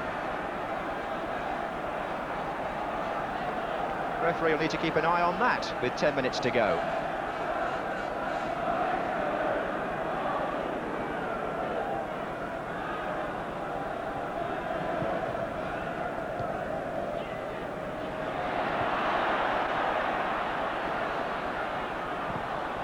And the rebound favours Spurs. It comes to Hazard, but that's a poor pass. Disjointed second half this from the point of view of both teams.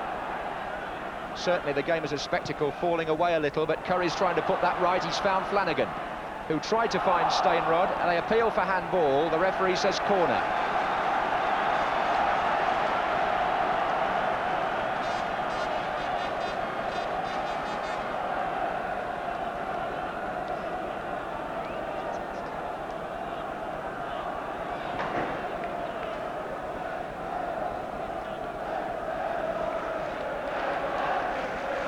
Fenwick and Gregory, two players always to watch for on these.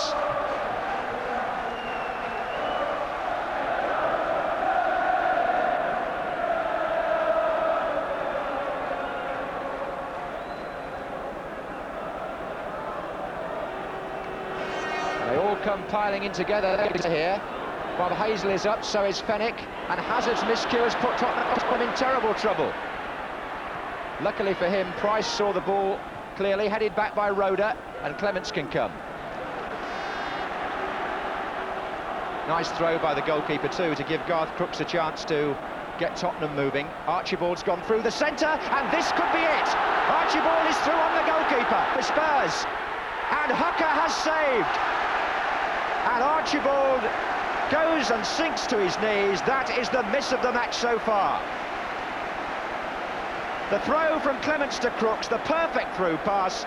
He had too much time, really. He lost control almost, and Hooker got a hand to the shot. It was the classic striker's chance, that, and he didn't take it. Great ball, though. Roberts is coming in. Header by Roda. And Tony Galvin, handball, was it by Flanagan? Free kick to Spurs. Well, it's a lonely life when you're right through with only the goalkeeper to beat.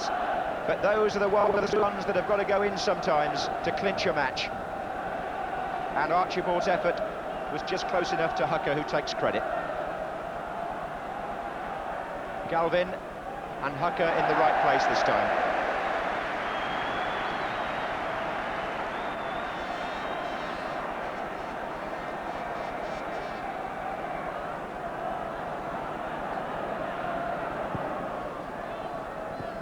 Seven minutes to go, still 0-0, still terribly tight and tense. What an offside against Micklewhite.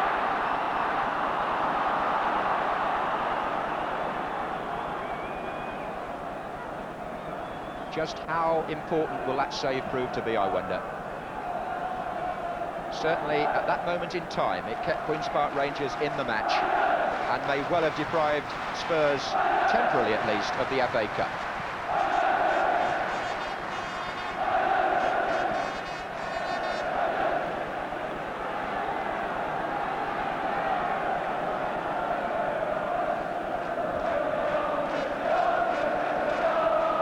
As though we might be on for extra time for the second year running. Bear in mind it happened to Spurs last season against Manchester City here in the first match. Just over 6 minutes. And Hooker punches that one when he could have caught it. Here's Hoddle. Houghton. Archibald, can he put this one in? Gillard was the defender who saved Rangers. And it won't go in for Archibald.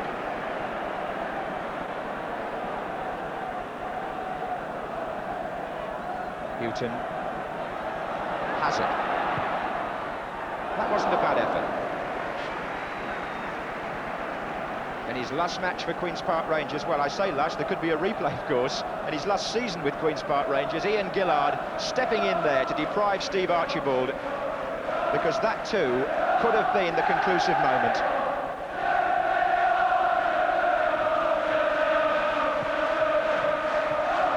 QPR fans roaring their team, they hope, towards extra time at least. That's Perryman. 5 minutes to go. Archibald for Spurs. He's had those two chances. Will there be another one? Crooks. Hazard. There might be here. Oh, he's trodden on the ball, would you believe? And still Rangers don't clear it properly. Roberts. Hoddle. Little ball in for Perryman. Can the captain do it? Oh, and Hooker was brilliant and brave. He's hurt as well. Nobody's fault. It was a genuine collision, but my word, Steve Perryman, the captain of Tottenham, almost had the perfect finish there to the afternoon. Hoddle chipped the ball in. It was again a lovely pass. Perryman chested it down, and look how bravely Hooker dived at Perryman's feet. They were both injured in that collision. I suspect the goalkeeper rather more seriously. Peter Hooker, whose bravery was shown at Rotherham in a league match not so long ago when he got a terrible kick in the windpipe and there were fears for his safety until they got him to a hospital. And Terry Venables will be anxious again now. And that came with only 4 minutes to go. Just look at the precision of the Hoddle clip. Perryman chested it, just showed enough of the ball to Hooker, who came and threw himself with all he'd got. And back on his feet is Hooker, and Keith Birkinshaw has just come to the edge of the pitch to presumably check that Perryman's all right. But Keith must feel that Tottenham in the last 10 minutes have had 3 presentable chances, to say the least. 2 to Archibald, one a very clean one, and one there for Perryman, when maybe, speaking at the very highest level, his first touch on the ball again just showed enough of it to the goalkeeper. He could have got it down more instantly, he could have got the shot in maybe. But full marks to this lad here. Peter Hooker is becoming the hero of this final.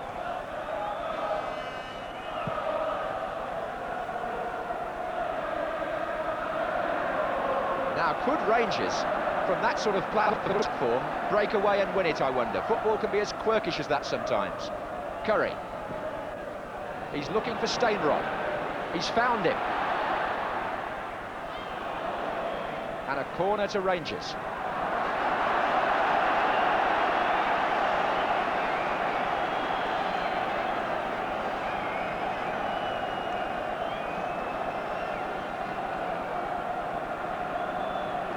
Curry's going across to take it.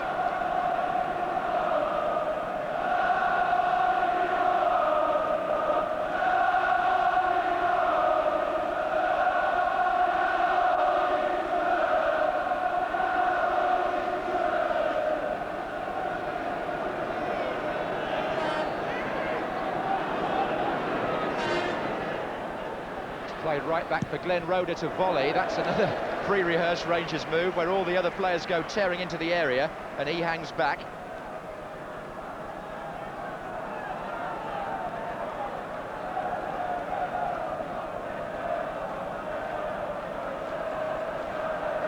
Just about 3 minutes or less of normal time remaining.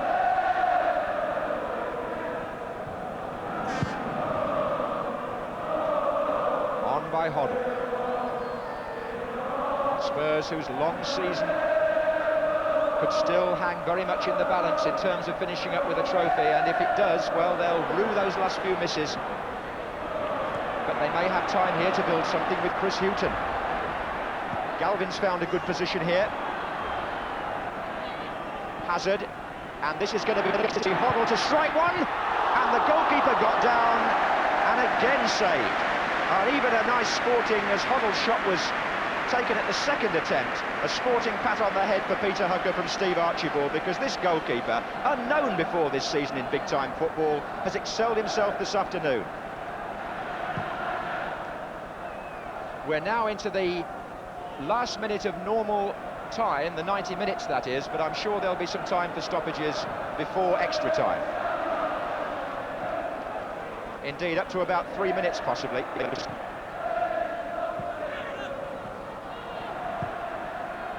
Gregory to Steinrod. Here's a chance for Ian Gillard to come up on the left for Queen's Park Rangers. And knock the ball in long, but too long.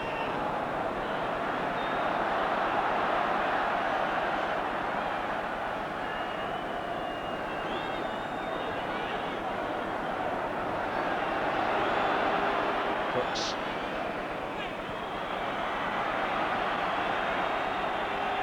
This is Galvin.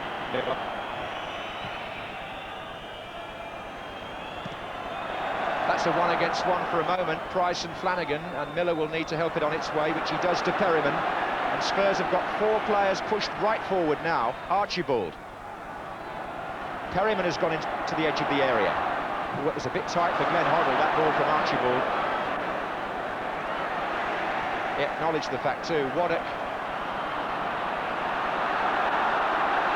And here comes Chris Hughton for Tottenham. Looking perhaps for Crooks inside. There's Crooks. Archibald is far post. Galvin is here. The block was by Curry. It's a Tottenham corner. We've played 1 minute of injury time.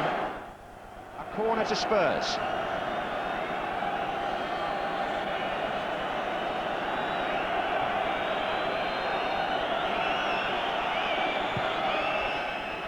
Miller tried to come in on the back. It was knocked back in by Hoddle to Price. They're appealing for handball, nothing given. Perryman. Oof, it would have found Miller if Road hadn't been... Oh, it's going to find Price.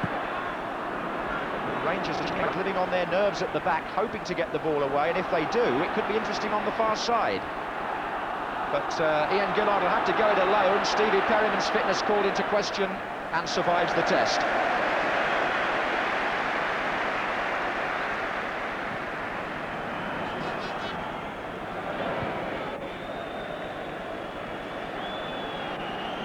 Referee White again checks his watch as we approach the likelihood of extra time here.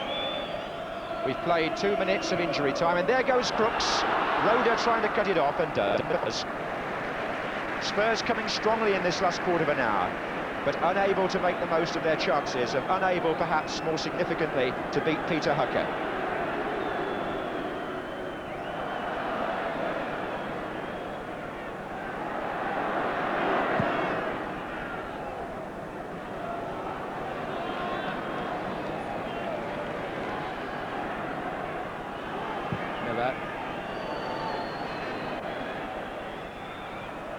Curry. Free kick. Tackle was by Roberts.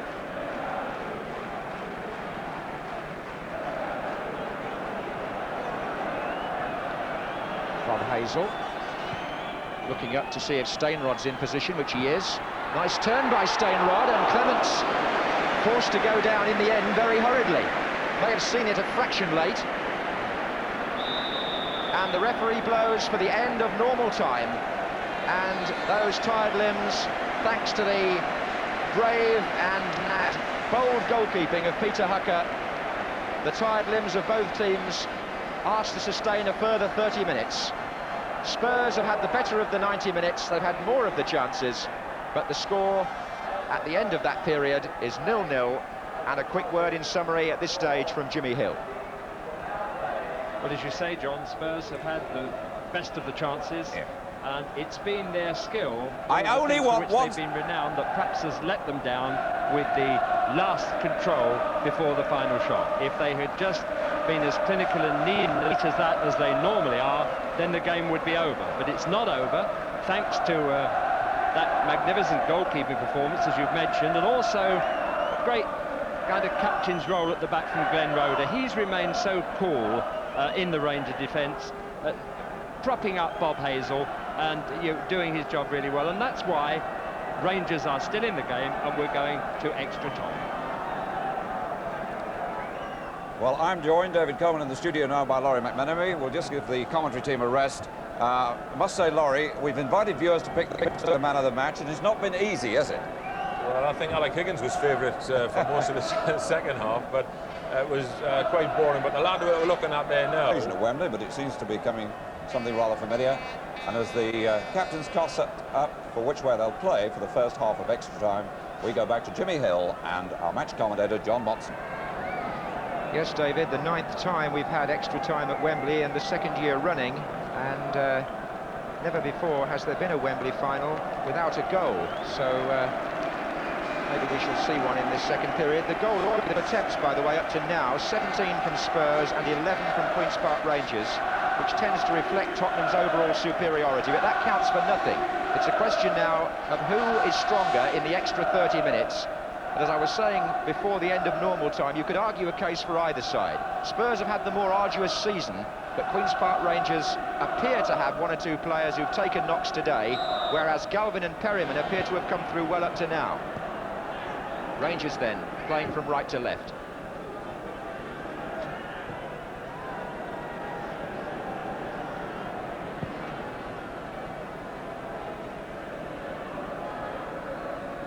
This time last year, between Spurs and Manchester City, it was 1-1. There was no further scoring. We went to a replay. And that's a replay which Rangers, anyway, would have to play without their captain, Glenn Roeder. Stainrod, mistake by Miller. Stainrod's in. And Micklewhite was almost in. Good ball out to Flanagan by Gregory. And Flanagan makes a terrible hash of it. Well, there have been 2 moments in this match when a defensive error could have settled it. Paul Miller will feel just as relieved as Bob Hazel felt earlier, in that his mistake didn't result in a goal.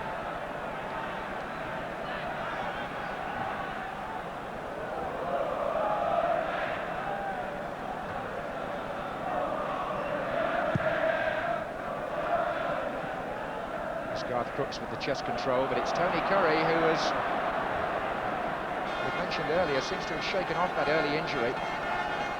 Directing operations here again for Queen's Park Rangers. It's a fair ball towards Flanagan, and can Flanagan reach it? All those years of experience when Ray Clements played as an extra sweeper sometimes behind the Liverpool defence, that's really helped Tottenham this season. This is Steve Perryman then. Archibald. Perryman again. Player line square is Roberts. Number 7, Houghton has pushed well forward. Chris Houghton, overran it when he saw his path clear.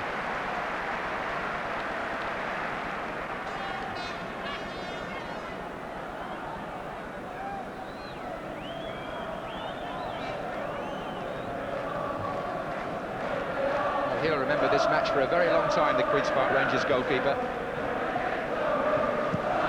Probably the rest of his life, I should think. Micklewhite.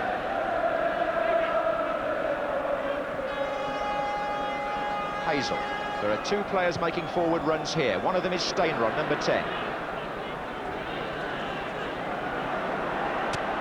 That quick distribution of Clements to Perryman has given Tottenham time to build up some useful attacks. This could be another one. He's found Hazard. Oh, and Archibald is onside. Another clear chance for him. And again he's missed it. The Rangers players are furious. They've gone to Clive White, appealing for offside. And as Jimmy Hill's always said, they're split-second decisions, those, and so often the linesman is right. He may just have hung on there. You couldn't tell from that angle, really, but certainly the flag stayed down, and Archibald, for the second time, was clean through and couldn't score.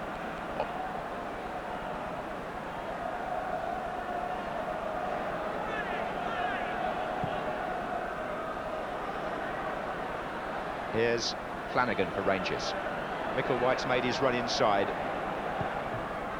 And Stainrod coming in at the far post. Tony Galvin doing a good shuttling job there to have put him off. And then in the end, Stainrod stepped right across Galvin and Spurs got a free kick. But the nagging feeling at the back of Tottenham's mind now must be that they've had such good chances and failed to take them, that maybe the opportunity to clinch the match has passed them by. We shall see. Rangers have been given 2 or 3 reprieves.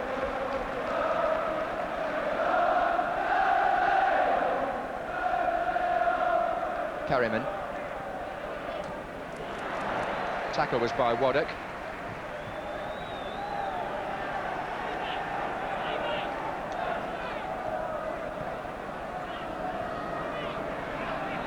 Hazard.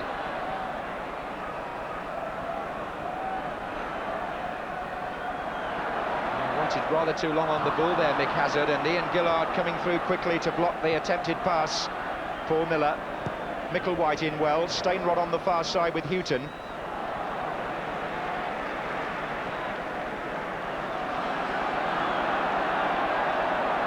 There'll be some tired limbs out there now. The pace of the game may well drop in extra time. But Crooks got a nice touch on the ball there to Roberts. And he's gone for the return as Crooks. And Roberts is looking for him. And Crooks went half balance from Hazel's challenge. And it all came to nothing.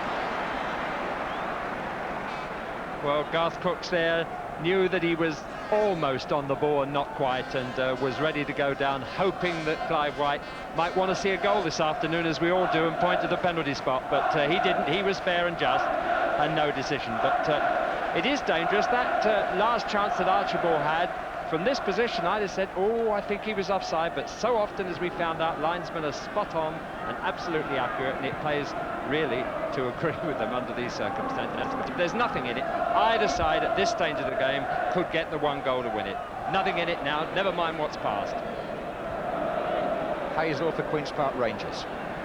I suppose viewers phoning in for their man of the match, many of them must have picked Peter Hucker, I would have thought. Gary Brooks made a number of warm-up runs down the touchline. That is customary with the Spurs substitute. Going back to Peter Hucker, I gather that already many viewers have phoned in and selected him, up to this point anyway, as their man of the match. And don't forget, last year it was won by Joe Corrigan over the 2 matches that the first year we presented the trophy. So who knows, might be a keeper again. Here's Steinrock. Free kick to Rangers, foul by Perryman. Steinrod's making the most of it.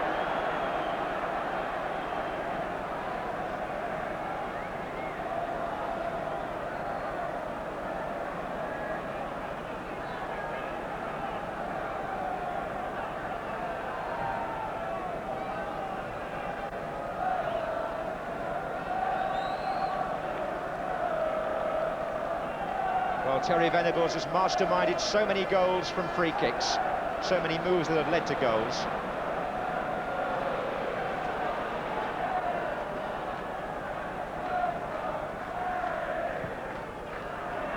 Gregory was up, so was Crooks for Tottenham. Half-hearted appeal from a Rangers player, and Glenn Hoddle just settles for safety. Ray Clements is doing some very busy organising back there, making sure that Tottenham keep their concentration, or trying to. The long throw here would have been Steinrod's, but Curry has taken over and played it short to Gillard. They've got Gregory in there again. Bob Hazel with a chance, and played back by Fenwick, and the deflection, sending the ball out for the corner.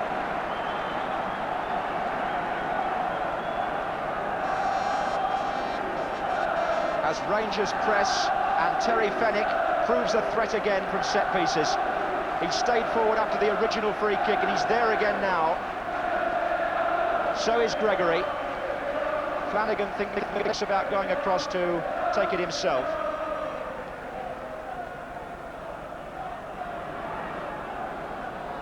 And they're all switching positions again here.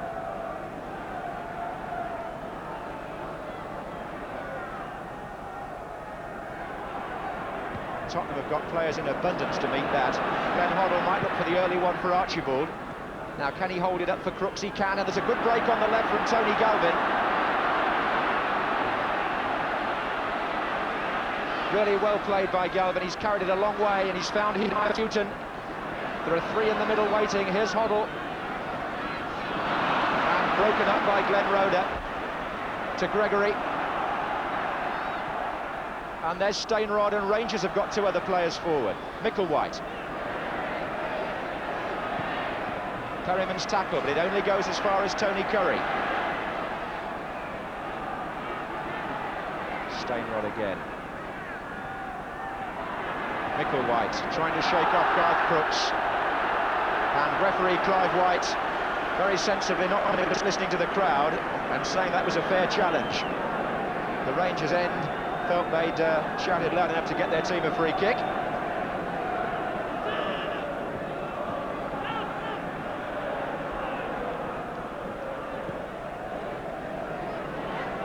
So still, Tottenham 0, Queen's Park Rangers 0 in this all-London Cup final. There have been chances, they haven't been taken, and there goes Archibald. Too much pace on the ball there, easy for the goalkeeper.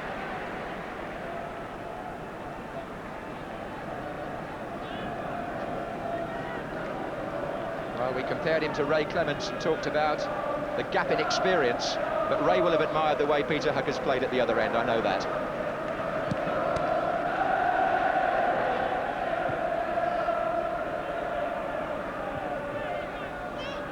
And the header on might just find Flanagan. Well, we're in the 101st minute of the 101st Cup final, but we haven't seen a goal.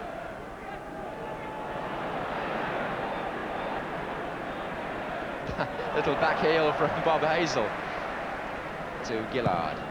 And the long ball again. This time it's fallen for Flanagan.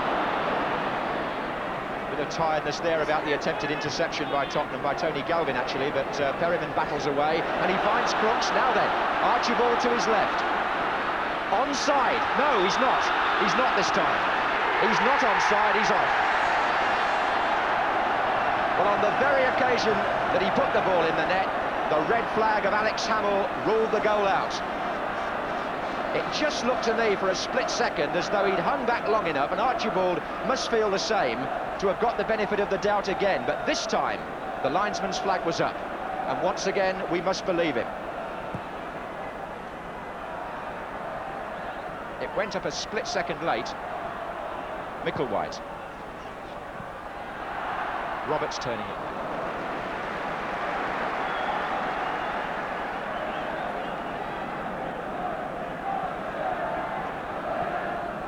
It's frustrating for Archibald to have missed two and then put the third one in and be ruled out.